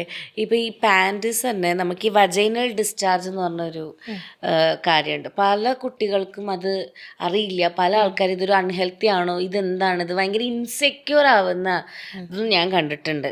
ഓക്കെ. സോ ഈ വജൈനൽ ഡിസ്ചാർജ് എന്തുകൊണ്ടാണ് സംഭവിക്കുന്നത്? പിന്നെ അതുകൊണ്ട് തന്നെ നമ്മൾ ഈ പാൻറ്റീസിൻ്റെ ഒക്കെ നമുക്ക് ഈ ഈ പാച്ചുകൾ വരും ഇപ്പം കുറേയൊക്കെ യൂസ് ചെയ്ത് കഴിഞ്ഞ് കഴിഞ്ഞാൽ. അപ്പോൾ അതെന്തുകൊണ്ടാണ് സംഭവിക്കുന്നത്? ഒരുപാട് അമ്മമാർ കൺസേൺഡ് ആയിട്ട് വന്നിട്ടുണ്ട്, കുട്ടിയുടെ പാൻറ്റീസ് ഡിസ്ചാർജ് കാരണം സ്റ്റെയിൻഡ് എന്തെങ്കിലും അസുഖമുണ്ടോ എന്നും പറഞ്ഞിട്ട്. സത്യം പറഞ്ഞാൽ ഇതൊരു വളരെ നോർമലായിട്ടുള്ളൊരു പ്രോസസ്സാണ്. അപ്പം ഞാനിപ്പോൾ വെജൈനയുടെ എക്കോസിസ്റ്റത്തിനെ കുറിച്ച് പറയാം. ഇപ്പം നമ്മുടെ വെജൈനയ്ക്കുള്ളിൽ ബാക്ടീരിയ ഉണ്ടെന്നറിയില്ലേ? വെജൈനൽ ഡിസ്ചാർജ് എന്ന് പറയുന്നത് ഒരു സെൽഫ് ക്ലീനിങ് ഓർഗനാണ് നമ്മുടെ വെജൈന. അതായത് സോപ്പോ അതിൻ്റെ ഒന്നും ആവശ്യമില്ല, സ്വന്തമായിട്ട് ക്ലീൻ ചെയ്യുന്ന ഒരു പ്രോസസ്സാണ്. അതിൽ വരുന്നതാണ് ഈ വെജൈനൽ ഡിസ്ചാർജ് എന്ന് പറയുന്നത്. വെജൈനയ്ക്കുള്ളിൽ നമുക്ക് ഈ തൈരിലൊക്കെ ഉള്ളൊരു ബാക്ടീരിയ ഉണ്ട്, അതിനെ ലാക്ടോബാസിലസ് എന്ന് പറയും. ഈ ലാക്ടോബാസിലസ് എന്ത് ചെയ്യും എന്ന് പറഞ്ഞാൽ ലാക്റ്റിക് ആസിഡ് പ്രൊഡ്യൂസ് ചെയ്യും. അതാണ് ഈ വെജൈനയുടെ pH അസിഡിക് ആയിട്ട്, pH എന്താണെന്നറിയില്ലേ, pH അസിഡിക് ആയിട്ട് മെയിൻറ്റെയിൻ ചെയ്യുന്നത്. എന്തിനാണ് ഈ അസിഡിക് pH? നമ്മുടെ ബാക്കിയുള്ള ബാക്ടീരിയയിൽ നിന്നും പാത്തജൻസിൽ നിന്നുള്ളൊരു നമ്മുടെ ബോഡി തന്നെ തരുന്ന ഒരു ഡിഫെൻസ് മെക്കാനിസമാണ് ഈ അസിഡിക് pH. ഇതുണ്ടെന്നുണ്ടെങ്കിൽ നമുക്ക് ഇൻഫെക്ഷൻസ് വരാനുള്ള ചാൻസ് കുറവാണ്. അപ്പം നല്ലൊരു സംഭവമാണ് ഈ വെജൈനൽ ഡിസ്ചാർജ്. പക്ഷേ ഈ വെജൈനൽ ഡിസ്ചാർജ് അസിഡിക് ആയതുകൊണ്ട് തന്നെ നമ്മുടെ ഈ അണ്ടർവെയറിൽ കോണ്ടാക്ട് വരുമ്പം അതവിടെ ബ്ലീച്ച് ചെയ്യാനുള്ള ചാൻസസ് ഉണ്ട്. ഈ ബ്ലീച്ചിങ് ആണ് ആ കളർ ചേഞ്ച് ആയിട്ട് കാണുന്നത്. അപ്പോൾ എല്ലാവരും ചോദിക്കും what is normal vaginal discharge എന്നുള്ളത്. ഈ നോർമൽ വെജൈനൽ ഡിസ്ചാർജ് എന്ന് പറയുന്നത് ഒന്നെങ്കിൽ ക്ലിയർ ആയിരിക്കും, അല്ലെങ്കിൽ വൈറ്റ് കളറിൽ ഡിസ്ചാർജ് ആയിരിക്കും, നോ സ്മെൽ, നോ ഇച്ചിങ്, അവിടെ ഒന്നും നമുക്ക് പ്രശ്നമുള്ളതുപോലെ ഒന്നും ചോദില്ല, ജസ്റ്റ് ഒരു ഡിസ്ചാർജ് മാത്രമായിരിക്കും ഈ നോർമൽ വെജൈനൽ ഡിസ്ചാർജ് എന്ന് പറയുന്നത്. So as long as it's healthy it's okay. ഈ വജൈനൽ ഡിസ്ചാർജിന് തന്നെ കളറിൻ്റെ വേരിയേഷൻ വരുമ്പോൾ എന്തെങ്കിലും ഹെൽത്ത് ഇഷ്യൂസ് ഉള്ളതുകൊണ്ടാണോ അങ്ങനെ വരുന്നത്? അത് ഹെൽത്ത് ഇഷ്യൂസിനെ ഇൻഡിക്കേറ്റ് ചെയ്യുന്നത് തന്നെയാണ്. ഇപ്പം ഞാൻ ഓൾറെഡി പറഞ്ഞു, ഇപ്പം നമുക്ക് ഒരു എഗ് വൈറ്റ് പോലത്തെ ഡിസ്ചാർജാണ്. എഗ് വൈറ്റ് പോലത്തെ ഡിസ്ചാർജ് ആകുമ്പം അത് യൂഷ്വലി നമ്മുടെ ഓവുലേഷൻ്റെ ടൈമിൽ വരുന്ന ഒരു ഡിസ്ചാർജാണ്. പിന്നെ പീരിയഡ്സ് ആവാറാകുമ്പോഴത്തേക്കും ഒരു വൈറ്റിഷ് കളർ ഡിസ്ചാർജ് വരാനുള്ള ചാൻസ് ഉണ്ട്. ഇതിന് രണ്ടിനും സ്മെല്ലൊന്നുമില്ല, വേറെ ഇച്ചിങ് അങ്ങനത്തെ പ്രശ്നങ്ങളൊന്നും ഇല്ല എന്നുണ്ടെങ്കിൽ ഇത് നോർമലി പീരിയഡ്സിൻ്റെ സമയത്ത് സംഭവിക്കുന്നതാണ്. പക്ഷേ ഈ കോട്ടേജ് ചീസ് പോലെയോ ഇല്ലെങ്കിൽ നമ്മുടെ തൈര് പോലെയോ തിക്കായിട്ടുള്ള വൈറ്റ് കേർഡി ഡിസ്ചാർജ് വിത്ത് സ്മെല്ലാണ്, വിത്ത് ഇച്ചിങ് ആണെന്നുണ്ടെങ്കിൽ ഇത് കാൻഡിഡിയാസിസ് അല്ലെങ്കിൽ ഫംഗൽ ഇൻഫെക്ഷൻ്റെ ഒരു ചാൻസ് ആവാൻ സാധ്യതയുണ്ട്. ഇതിൻ്റെ കൂടെ തന്നെ നിങ്ങൾക്ക് ഗ്രേ കളർ ഡിസ്ചാർജ് വിത്ത് ഒരു ഫിഷ് പോലത്തെ ഫിഷി സ്മെല്ലാണ് വരുന്നതെന്നുണ്ടെങ്കിൽ ഇത് ബാക്ടീരിയൽ വെജൈനോസിസിൻ്റെ ഒരു സൈൻ ആവാൻ ചാൻസ് ഉണ്ട്. ബാക്ടീരിയൽ ഇൻഫെക്ഷൻ്റെ ഒരു ചാൻസ് ആവാൻ സാധ്യതയുണ്ട്. ഇതിൻ്റെ കൂടെ തന്നെ നിങ്ങൾക്ക് ഇപ്പം yellow or green colour discharge with itching with foul smelling ആയിട്ടുള്ള ഒരു ഡിസ്ചാർജ് ആണെന്നുണ്ടെങ്കിൽ ഇത് സെക്ഷുവലി ട്രാൻസ്മിറ്റഡ് ഇൻഫെക്ഷൻസിൻ്റെ ലൈക്ക് ട്രൈക്കോമോണിയാസിസിൻ്റെ ഒരു സൈൻ ആവാനുള്ള ചാൻസസ് ഉണ്ട്. ഓക്കെ. ഇപ്പോൾ ഇപ്പോൾ നമ്മുടെ മാർക്കറ്റിൽ ഒരുപാട് ഈ വജൈനൽ ഹെൽത്തിന് വേണ്ടിയിട്ട് അല്ലെങ്കിൽ ക്ലീൻ ചെയ്യാൻ വേണ്ടിയിട്ടുള്ള കുറേ പ്രോഡക്ട്സ് ഇറങ്ങുന്നുണ്ട്. അപ്പോൾ ഞാൻ കണ്ടിട്ടുണ്ട്, അതായത് ഇപ്പോൾ പറഞ്ഞില്ലേ വജൈന എന്ന് പറയുന്നത് ഒരു സെൽഫ് ക്ലീൻ ചെയ്യുന്ന ഒരു ഓർഗനാന്നുള്ളത്. പക്ഷെ ഒരുപാട് പേര് ഇപ്പോൾ നമ്മുടെ ഈ യൂറിനറി ആ ഒരു ഏരിയ വൃത്തിയാക്കുന്ന കൂട്ടത്തിൽ അതല്ല ശരിക്കും അതിൻ്റെ ഉള്ളിലും ഈ പറഞ്ഞ പോലെ സോപ്പ് കാര്യങ്ങളൊക്കെ ഇട്ടിട്ട് വൃത്തിയാക്കുന്ന കാര്യമൊക്കെ പറയണത് ഞാൻ കേട്ടിട്ടുണ്ട്. ആൻഡ് ഓൾസോ ഈ വജൈനൽ ഇപ്പോൾ ഈ pH വാല്യൂ pH ഇത് കറക്റ്റായിട്ട് ബാലൻസ് ചെയ്യാൻ വേണ്ടിയിട്ട് യൂസ് ചെയ്യേണ്ടതാണ് ഇന്നൊരു ഓയിൽ പോലത്തെ അല്ലെങ്കിൽ സോപ്പ് പോലത്തെ, അല്ലെങ്കിൽ ഇവിടെ മാത്രം നമുക്ക് വേറൊരു സോപ്പ് യൂസ് ചെയ്യണം അങ്ങനെയൊക്കെ പറയണ കേട്ടിട്ടുണ്ട്. ഇതിലെന്തെങ്കിലും സത്യമുണ്ടോ? വെറും കിമിക്കാണെന്ന് എനിക്ക് പറയാനുള്ളത്. നമ്മുടെ വെജൈനയുടെ pH എന്ന് പറയുന്നത് 3.8 to 4.5 ആ ഒരു റേഞ്ചിലാണ് വരുന്നത്. So it is self cleaning, acidic and you don't need anything else. നിങ്ങൾക്ക് സോപ്പ് വേണ്ട, നിങ്ങൾക്ക് ഇൻറ്റിമേറ്റ് വാഷസ് വേണ്ട, സ്പ്രേ വേണ്ട. എല്ലാവരുടെയും വിചാരം ഈ വെജൈന പൂക്കൾ പോലെ നല്ല മണമൊക്കെ വേണം എന്നുള്ളതാണ്. വെജൈനയ്ക്ക് അതിൻ്റേതായ ഒരു സ്മെല്ലുണ്ട്, അത് മനസ്സിലാക്കുക. As long as it is not very foul smelling, ഒരു ഫിഷി സ്മെൽ, ഞാൻ നേരത്തെ പറഞ്ഞ സ്മെല്ലൊന്നുമില്ല, ഇച്ചിങ് ഒന്നുമില്ല എന്നുണ്ടെങ്കിൽ ദാറ്റ് ഈസ് നോർമൽ. അതിൻ്റെ വഴിക്ക് വിടുമെന്നേ എനിക്ക് പറയാനുള്ളൂ. വെറുതെ സോപ്പ് ഉപയോഗിച്ച്, സോപ്പിൻ്റെ pH എന്താണ്? സോപ്പ് ഒരു ബേസാണ്. അപ്പോൾ ഈ സോപ്പ് നമ്മൾ വെജൈനയ്ക്കുള്ളിൽ യൂസ് ചെയ്ത് കഴിഞ്ഞാൽ ഈ pH ബാലൻസ് ഡിസ്റ്റർബ്ഡ് ആയിക്കഴിഞ്ഞാൽ നിങ്ങൾക്ക് ഭാവിയിൽ ഇൻഫെക്ഷൻസ് വരാനുള്ള ചാൻസ് കൂടും. സോ ഒരിക്കലും നിങ്ങൾ വെജൈനയ്ക്കുള്ളിൽ എക്സ്റ്റേണൽ ആയിട്ടൊന്നും യൂസ് ചെയ്യേണ്ട, വെറും വെള്ളം ഉപയോഗിച്ച് ക്ലീൻ ചെയ്യുക. പക്ഷേ വൾവൽ ഏരിയയിൽ നിങ്ങൾ ക്ലീൻ ചെയ്യുന്ന സമയത്ത് ഈ അധികം പെർഫ്യൂംഡ് ആയിട്ടുള്ള സോപ്പ് യൂസ് ചെയ്യാണ്ടിരിക്കുക, ഒരുപാട് കെമിക്കൽസ് ഉള്ള സോപ്പ് യൂസ് ചെയ്യാണ്ടിരിക്കുക. മൈൽഡ് സോപ്പ് അല്ലെങ്കിൽ mild fragrance free intimate wash. ഈ ഇൻറ്റിമേറ്റ് വാഷൊക്കെ ശരിക്കും വെജൈനയ്ക്കുള്ളിൽ യൂസ് ചെയ്യാനുള്ളൊരു സാധനമല്ല. അത് വൾവ മാത്രം ക്ലീൻ ചെയ്യാനായിട്ട് യൂസ് ചെയ്യാൻ പാടുള്ളൂ. ഈ ഇൻറ്റിമേറ്റ് വാഷ് വാങ്ങി വെജൈനയ്ക്കുള്ളിൽ യൂസ് ചെയ്ത് ഇൻഫെക്ഷൻ വന്ന സെർവിസൈറ്റിസ് വന്ന കേസസ് ഉണ്ട്. അതുകൊണ്ട് അതവർ പ്രോപ്പർ എഡ്യൂക്കേഷൻ കൊടുക്കാത്തത് കൊണ്ടാണ്. ഇതൊരിക്കലും വെജൈനയ്ക്കുള്ളിൽ യൂസ് ചെയ്യരുതെന്നുള്ള ഒരു ഇൻസ്ട്രക്ഷൻ അവിടെ എവിടെയെങ്കിലും എഴുതി വയ്ക്കുക. ഓൺലി ഫോർ എക്സ്റ്റേണൽ യൂസ്, വൾവയ്ക്ക് മാത്രം എന്നുള്ളൊരു സംഭവം ഉണ്ടെന്നുണ്ടെങ്കിൽ യു ക്യാൻ യൂസ്. അതാണ്, അതായത് നമ്മൾ ഓവറായിട്ട് നമ്മൾ ക്ലീൻ ചെയ്യാൻ പോയാലും ഈ പറഞ്ഞ ഇൻഫെക്ഷൻ വരും. ക്ലീൻ ചെയ്യാണ്ടിരുന്നാലും വൾവറി ഏരിയയിൽ ക്ലീൻ ചെയ്യാതിരുന്നാലും അത് ഇൻഫെക്ഷൻ വരും. സോ എല്ലാവരും മോഡറേറ്റ് ലെവലിൽ ചെയ്യുക എന്നുള്ളതാണ്. ഇപ്പോൾ നമ്മൾ ഈ വജൈനയുടെ ഈ ഹൈജീൻ്റെ കാരണം കൊണ്ട് ഭയങ്കര സീരിയസ് ആയിട്ട്, മീൻസ് ഈ ഒരു ഇൻഫെക്ഷൻ അല്ലെങ്കിൽ ബാക്ടീരിയൽ പ്രോബ്ലം അല്ലാതെ വേറെ സീരിയസ് ആയിട്ടുള്ള വല്ല അസുഖങ്ങൾ വരാനുള്ള ചാൻസ് ഉണ്ടോ? ഫോർ എക്സാമ്പിൾ നിങ്ങൾക്ക് ഈ ഇൻഫെക്ഷൻ ഉണ്ട്, നിങ്ങളിത് ശ്രദ്ധിച്ചില്ല, പോട്ടേന്ന് വെച്ചോ, ഇത് മുകളിലോട്ട് സ്പ്രെഡ് ആവും. It can spread to your uterus, it can spread to your fallopian tubes and cause pelvic inflammatory disease. എന്ന് വെച്ച് കഴിഞ്ഞാൽ പെൽവിസിനെ മൊത്തത്തിലും യൂട്രസിനെയും നിങ്ങളുടെ റീപ്രൊഡക്റ്റീവ് സിസ്റ്റത്തിനെ എഫക്റ്റ് ചെയ്യാനുള്ള ചാൻസസ് ഉണ്ട്. ഇത് ഭാവിയിൽ നിങ്ങൾ കൺസീവ് ചെയ്യാൻ ശ്രമിക്കുമ്പോൾ അഡ്ഹഷൻസ്, സ്കാറിങ് ഒക്കെ വന്നിട്ട് നിങ്ങൾക്ക് ഫെർട്ടിലിറ്റിക്ക് കൺസീവ് ചെയ്യാൻ പ്രശ്നങ്ങൾ ഉണ്ടാകാനുള്ള ചാൻസസും ഉണ്ട്. ഇപ്പം നിങ്ങൾ പിന്നെ HPV എന്ന് പറഞ്ഞ ഹ്യൂമൻ പാപ്പിലോമ വൈറസ്, അതിനോട് എക്സ്പോസ്ഡ് ആയി കഴിഞ്ഞ് കഴിഞ്ഞാൽ നിങ്ങൾക്ക് HPV ഒരു ക്യാൻസർ കോസിങ് വൈറസാണ്. HPV വാക്സിനെ പറ്റി കേട്ടിട്ടുണ്ടാവും. ഇത് ക്യാൻസർ പ്രിവെൻറ്റ് ചെയ്യാൻ വേണ്ടിയിട്ടുള്ളത്. അപ്പോൾ HPV എഫക്റ്റഡ് ആയി കഴിഞ്ഞാൽ നിങ്ങൾക്ക് ഭാവിയിൽ സെർവൈക്കൽ ക്യാൻസറും ഇതേപോലത്തെ ക്യാൻസേഴ്സ് വരാനുള്ള ചാൻസും വളരെ കൂടുതലാണ്. സോ അതുകൊണ്ട് period hygiene is actually very important. പേടിപ്പിക്കാൻ പറയുന്നതല്ല, നിങ്ങൾ ഹൈജീൻ പ്രോപ്പറായി മെയിൻറ്റെയിൻ ചെയ്ത് കൊണ്ടുപോകുക എന്നുള്ളത് ഇമ്പോർട്ടൻ്റ് ആണ്. ഇപ്പം വേറൊരു കാര്യം, ഇപ്പം നമ്മൾ ഈ പീരീഡ് സമയത്ത് തന്നെ ഈ നമ്മൾ ചെയ്യുന്ന സെക്സ്, ഈ പീരീഡ്സ് സമയത്ത് നമ്മൾ ഈ സെക്സ് ചെയ്യുന്നത് ആക്ച്വലി ഹെൽത്തി ആണോ? അതുകൊണ്ട് വല്ല പ്രശ്നങ്ങളും കാര്യങ്ങളും വരുമോ? ഫസ്റ്റ് ഓഫ് ഓൾ നിങ്ങൾ കൺസെൻറ്റ് ചെയ്യുന്നുണ്ടോ, കംഫർട്ടബിൾ ആവുന്നുണ്ടോ എന്നുള്ളതാണ് ആദ്യം വരുന്നത്. നിങ്ങൾ കംഫർട്ടബിൾ ആണോ പീരിയഡ് സെക്സിൽ ഏർപ്പെടാമെന്നുണ്ടെങ്കിൽ ഇറ്റ് ഈസ് ഓക്കെ. നിങ്ങൾക്ക് ആക്ച്വലി ബെനിഫിഷ്യലാണ് period sex, and masturbation during periods is also beneficial. ഇപ്പോൾ പറയുകയാണെന്നുണ്ടെങ്കിൽ തന്നെ നമുക്കിപ്പം ഓർഗാസമാണ് സംഭവിക്കുക. അപ്പം സംഭവിക്കുമ്പോൾ ഉള്ള എൻഡോർഫിൻ റിലീസസ് വരും, ഓക്സിറ്റോസിൻ റിലീസ് വരും. ഇതൊക്കെ ഹാപ്പി ഹോർമോൺസ്, ഓക്സിറ്റോസിനൊക്കെ ഹാപ്പി ഹോർമോൺസ് ആണ്. ഇത് നിങ്ങളുടെ മൂഡ് സ്വിങ്സിനെയും നിങ്ങളുടെ പീരിയഡ് ക്രാംസിനെയും ഹെൽപ്പ് ചെയ്യും. ദ തിങ് ഈസ് പിന്നെ വരുന്നത് നമ്മുടെ ബ്ലഡ് ഫ്ലോ ഇൻക്രീസ് ആവും. ബ്ലഡ് ഫ്ലോ ഇൻക്രീസ് ആകുമ്പോൾ തന്നെ നിങ്ങൾക്ക് ക്രാമ്പ് റിലീഫ് ഫീൽ ചെയ്യും. ഈ എൻഡോർഫിൻസും ക്രാമ്പ് റിലീഫിന് വേണ്ടിയിട്ട് ഹെൽപ്പ് ചെയ്യും. പിന്നെ വേറൊരു കാര്യം, നിങ്ങൾക്ക് ഒട്ടും ഉറങ്ങാൻ പറ്റാത്ത ആൾക്കാരാണെന്നുണ്ടെങ്കിൽ സ്ലീപ്പും ബെറ്റർ ആക്കും. So it is okay as long as you are comfortable with it. രണ്ടുപേരും കംഫർട്ടബിൾ ആയിരിക്കണം, അങ്ങനെയാണെങ്കിൽ ഓക്കെ.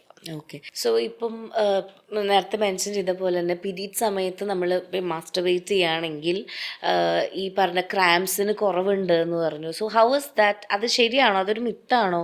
അത് ശരിക്കും എങ്ങനെയാണ് ആ പ്രോസസ്സ് ശരിയാവുന്നത്? അത് ശരിക്കും പറഞ്ഞാൽ സയൻറ്റിഫിക്കലി കറക്റ്റാണ് അങ്ങനെ പറയുന്നത്.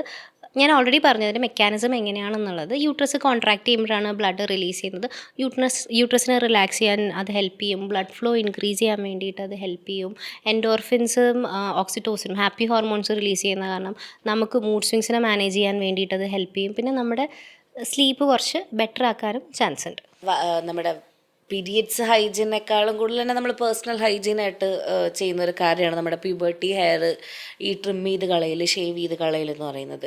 സോ ഇതിൽ ഒരുപാട് പേർക്കുള്ള ഡൗട്ടാണ്, ഈ ഷേവ് ചെയ്യുന്നതാണോ ട്രിം ചെയ്യണതാണോ ആക്ച്വലി ഹെൽത്തി?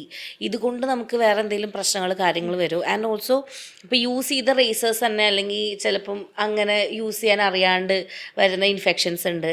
പിന്നെ ഈ ഇപ്പോൾ നമ്മൾ പറയാം ഹെയറിൻ്റെ ഡയറക്ഷനിൽ ചെയ്യാതെ ഓപ്പോസിറ്റ് വന്നിട്ട് ഈ പറഞ്ഞ പോലെ പിമ്പിൾസും കാര്യങ്ങൾ വരുന്നതുണ്ട്. അപ്പോൾ ഇത് ശരി ഇതൊരു പ്രോപ്പർ പ്രാക്ടീസ് ആയിട്ട് ഇത് എങ്ങനെയാണ് ശരിക്കും ചെയ്യേണ്ടത്?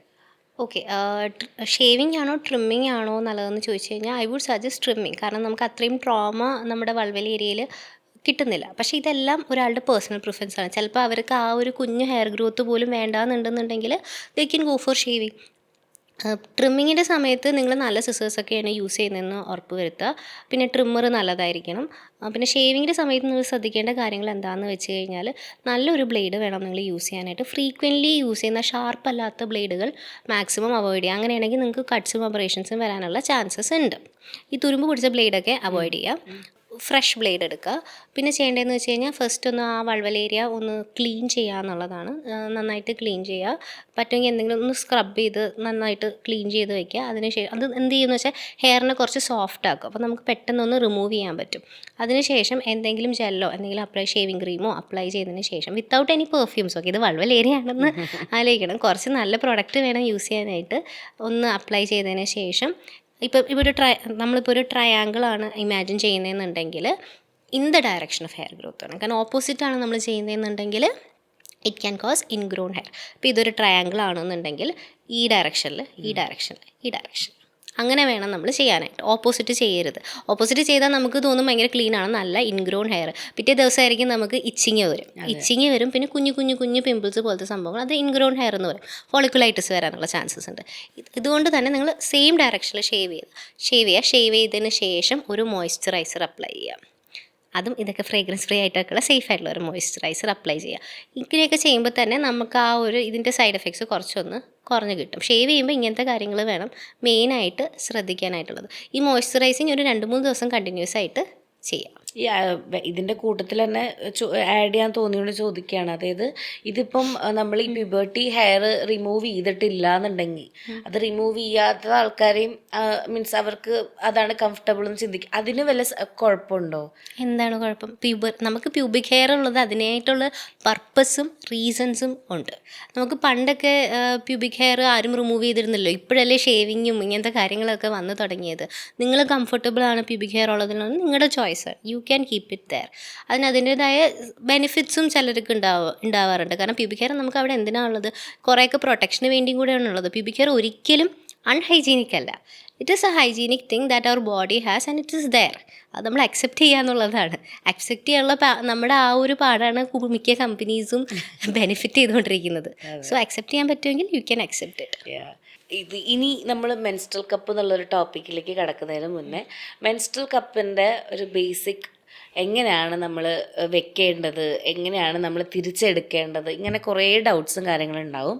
ആൻഡ് ഓൾസോ ഏതൊക്കെ സൈസിൽ അത് എങ്ങനെയാണ് മെൻസ്ട്രൽ കപ്പിൻ്റെ സൈസ് മാറ്റർ ചെയ്യണമെന്നൊക്കെയാണ്. സോ ഫസ്റ്റ് നമുക്കൊരു ഡെമോൺസ്ട്രേഷൻ കാണിച്ചിട്ട് തുടങ്ങാം. ഓക്കെ, ഇതാണൊരു മെൻസ്ട്രൽ കപ്പ്. ഇത് മീഡിയം സൈസ് ഒരു മെൻസ്ട്രൽ കപ്പാണ്. This is actually medium. ഇത് സ്മോൾ ഉണ്ട്, ലാർജ് ഉണ്ട്. അപ്പോൾ സൈസിങ് എങ്ങനെ ഡിറ്റർമിൻ ചെയ്യാന്നുള്ളതായിരിക്കും ഞാൻ ആദ്യം പറയാം. ഞാൻ ഓൾറെഡി പറഞ്ഞു, ആദ്യമായി പീരീഡ്സ് ആയ കുട്ടിക്ക് പോലും if she is aware she can use A menstrual cup എന്നുള്ളത്. അത് ആരെങ്കിലും പറഞ്ഞു കൊടുക്കണം, വീട്ടിലുള്ള അമ്മ അല്ലെങ്കിൽ സ്കൂളിൽ നിന്ന് പറഞ്ഞു കൊടുക്കണം. സ്മോൾ സൈസ് യൂഷ്വലി നമ്മൾ ടീനേജേഴ്സ്, ഫസ്റ്റ് ടൈമേഴ്സിനൊക്കെയാണ് റെക്കമെൻഡ് ചെയ്യാറ്. ബിലോ 18 ഇയേഴ്സ് ആണ് പ്രോബബ്ലി അത് വരിക. മീഡിയം സൈസാണ് യൂഷ്വലി കൂടുതൽ ആൾക്കാരും യൂസ് ചെയ്യുന്നത്. മീഡിയം സൈസ് സെക്ഷലി ആക്റ്റീവ് ആയിട്ടുള്ള ആൾക്കാർക്ക് ഭയങ്കര കംഫർട്ടബിൾ ആയിരിക്കും. ആൻഡ് ദെൻ അബവ് 18 ഇയേഴ്സ് ആയിരിക്കണം. പിന്നെ ഇപ്പം ഒരു സിസേറിയൻ സെക്ഷൻ കഴിഞ്ഞ ആൾക്കാർക്ക് അവർക്കും കുറച്ച് കംഫർട്ടബിൾ ആയിരിക്കും medium size cup. Normal vaginal delivery ഒരു 2 or 3 കഴിഞ്ഞിട്ടുണ്ടെന്നുണ്ടെങ്കിൽ വെജൈനൽ മസിൽസ് കുറച്ചൊന്ന് എഫക്റ്റഡ് ആവാനുള്ള ചാൻസസ് ഉണ്ട്. അങ്ങനെയാണെന്നുണ്ടെങ്കിൽ ഒരു ലാർജ് സൈസ് കപ്പ് യൂസ് ചെയ്യാം. And also depends on flow. നിങ്ങൾക്ക് കുറച്ച് ഫ്ലോ ഉള്ളൂ എന്നുണ്ടെങ്കിൽ നിങ്ങൾക്ക് സ്മോൾ യൂസ് ചെയ്യാം. നിങ്ങൾക്ക് ഫ്ലോ കുറച്ച് കൂടുതലാണ് എന്നുണ്ടെങ്കിൽ മീഡിയം യൂസ് ചെയ്യാം. നല്ല ഫ്ലോ ഉണ്ടെന്നുണ്ടെങ്കിൽ ലാർജ് യൂസ് ചെയ്യാവുന്നതാണ്. വെജൈനൽ മസിൽസിൻ്റെ കാര്യം എന്ന് പറഞ്ഞു കഴിഞ്ഞാൽ മെൻസ്ട്രൽ കപ്പ് യൂസ് ചെയ്ത് കഴിഞ്ഞാൽ വെജൈനൽ മസിൽസ് ലൂസ് ആവുമോ എന്നുള്ളൊരു കോൺസെപ്റ്റ് വരുന്നുണ്ട്. അത് ആക്ച്വലി ഇൻകറക്റ്റ് ആണ്. Because what is our vagina made up of? It is made up of muscles. മസിൽസിൻ്റെ ഒരു പ്രോപ്പർട്ടി എന്താണ്? ഒരു പ്രൈമറി പ്രോപ്പർട്ടി എന്ന് പറഞ്ഞാൽ അത് സ്ട്രെച്ച് ചെയ്യാനും അതേപോലെ തിരിച്ചു വരാനും ഉള്ള കപ്പാസിറ്റി ഉണ്ട്. റബ്ബർ ബാൻഡ് പോലെയാണ്. സ്ട്രെച്ച് ചെയ്യുക, അതേപോലെ തിരിച്ചു വരാം. സെക്ഷൽ ആക്ടിവിറ്റിയുടെ സമയത്തും അത് സ്ട്രെച്ച് ചെയ്യും, അതേപോലെ തന്നെ തിരിച്ചു വരും. സോ ആ ഒരു കേപ്പബിലിറ്റി ഉള്ളത് കൊണ്ട് തന്നെ മെൻസ്ട്രൽ കപ്പ് യൂസ് ചെയ്ത് കഴിഞ്ഞാൽ നിങ്ങളുടെ വെജൈന ലൂസൊന്നും ആവില്ല. പക്ഷേ നിങ്ങൾക്ക് ഡെലിവറിയുടെ സമയത്തോ എന്തെങ്കിലും സമയത്ത് ഇഞ്ചുറീസ് പറ്റിയിട്ടുണ്ട്, നിങ്ങൾ പ്രോപ്പറായി അതിന് ശേഷം പെൽവിക് റീഹാബിലിറ്റേഷൻ ചെയ്തിട്ടില്ല, പെൽവിക് ഫ്ലോർ എക്സസൈസ് ചെയ്തിട്ടില്ല എന്നുണ്ടെങ്കിൽ വെജൈനൽ മസിൽസ് ലൂസ് ആവാനുള്ള ചാൻസസ് ഉണ്ട്. ഓക്കെ, അല്ലാണ്ട് നമ്മളിപ്പോൾ ഇത് യൂസ് ചെയ്തുകൊണ്ട് പ്രത്യേകിച്ച് ഇല്ല കാര്യങ്ങൾ.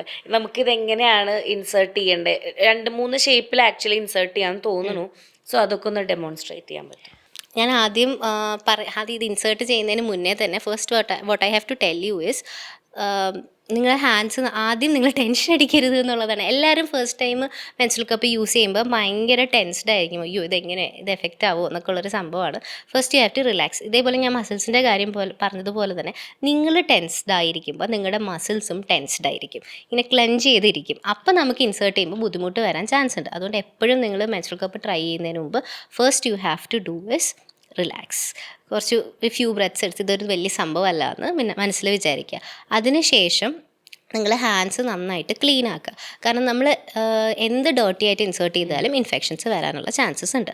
അപ്പോൾ എനിക്കൊന്ന് കോവിഡ് കഴിഞ്ഞാൽ എല്ലാവർക്കും ഹാൻഡ് വാഷിംഗ് ടെക്നിക്ക് അത്യാവശ്യം മറന്നു പോയിട്ടുണ്ടോ എന്നറിയില്ല, അത്യാവശ്യം അറിയായിരിക്കും. അപ്പോൾ ഹാൻഡ്സ് നന്നായിട്ട് ക്ലീൻ ആക്കിയതിന് ശേഷം മെൻസ്ട്രൽ കപ്പ് എടുത്ത് മെൻസ്ട്രൽ കപ്പ് സ്റ്റെറിലൈസ് ചെയ്യണം. സ്റ്റെറിലൈസ് ചെയ്യുന്നത് എങ്ങനെയാണെന്ന് ഞാൻ പറഞ്ഞുതരാം.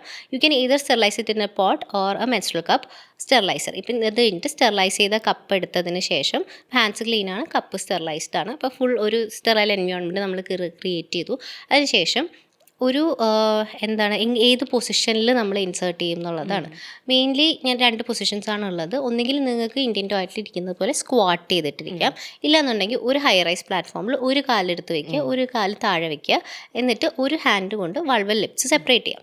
അത് കഴിഞ്ഞ് ഫോൾഡ് ചെയ്ത കപ്പ്, എങ്ങനെയാണ് കപ്പ് ഫോൾഡ് ചെയ്യേണ്ടതെന്ന് വെച്ച് കഴിഞ്ഞാൽ there are mainly I think 4 or 5 folds ഉണ്ട്. എല്ലാം കാണിച്ചു കഴിഞ്ഞാൽ എല്ലാവരും കൺഫ്യൂസ്ഡ് ആവും. അതുകൊണ്ട് I will show you 2 folds right now.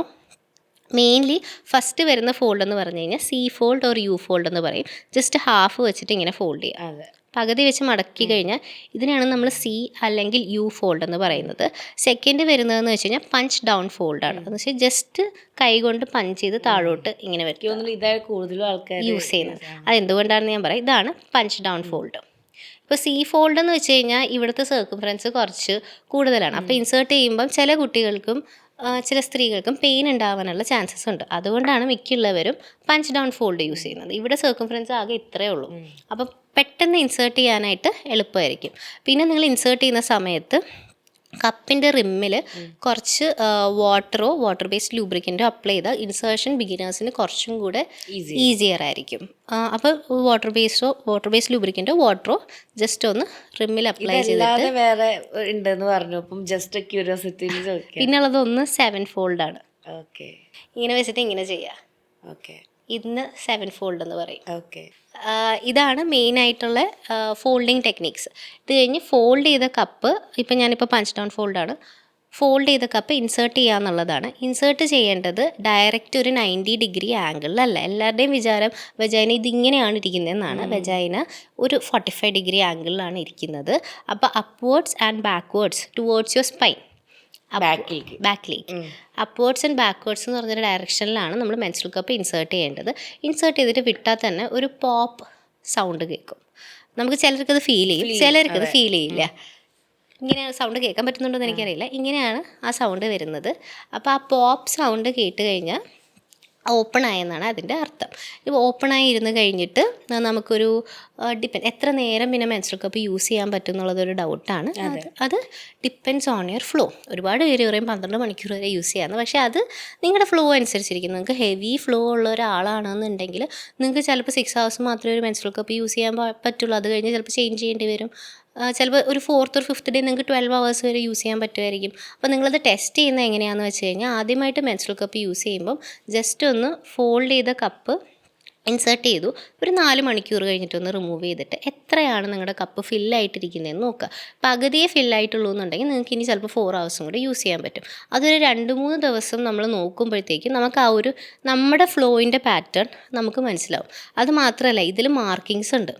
എത്ര ml എത്ര വരുമ്പോഴാണ് പിന്നെ സ്പില്ലാവുക എന്നുള്ളത്. അല്ല, ഇതിൽ മാർക്കിങ്സ് ഉണ്ട്. നമുക്ക് എത്ര ml ബ്ലഡാണ് നമ്മൾ ലൂസ് ചെയ്യുന്നതെന്നുള്ള ഒരു സംഭവം നമുക്ക് കൈൻഡ് ഓഫ് ഫിഗർ ഔട്ട് ചെയ്യാൻ പറ്റും. മെൻസ്ട്രൽ കപ്പ് ഇല്ലല്ലേ? ഇല്ല, എനിക്കറിയില്ലായിരുന്നു.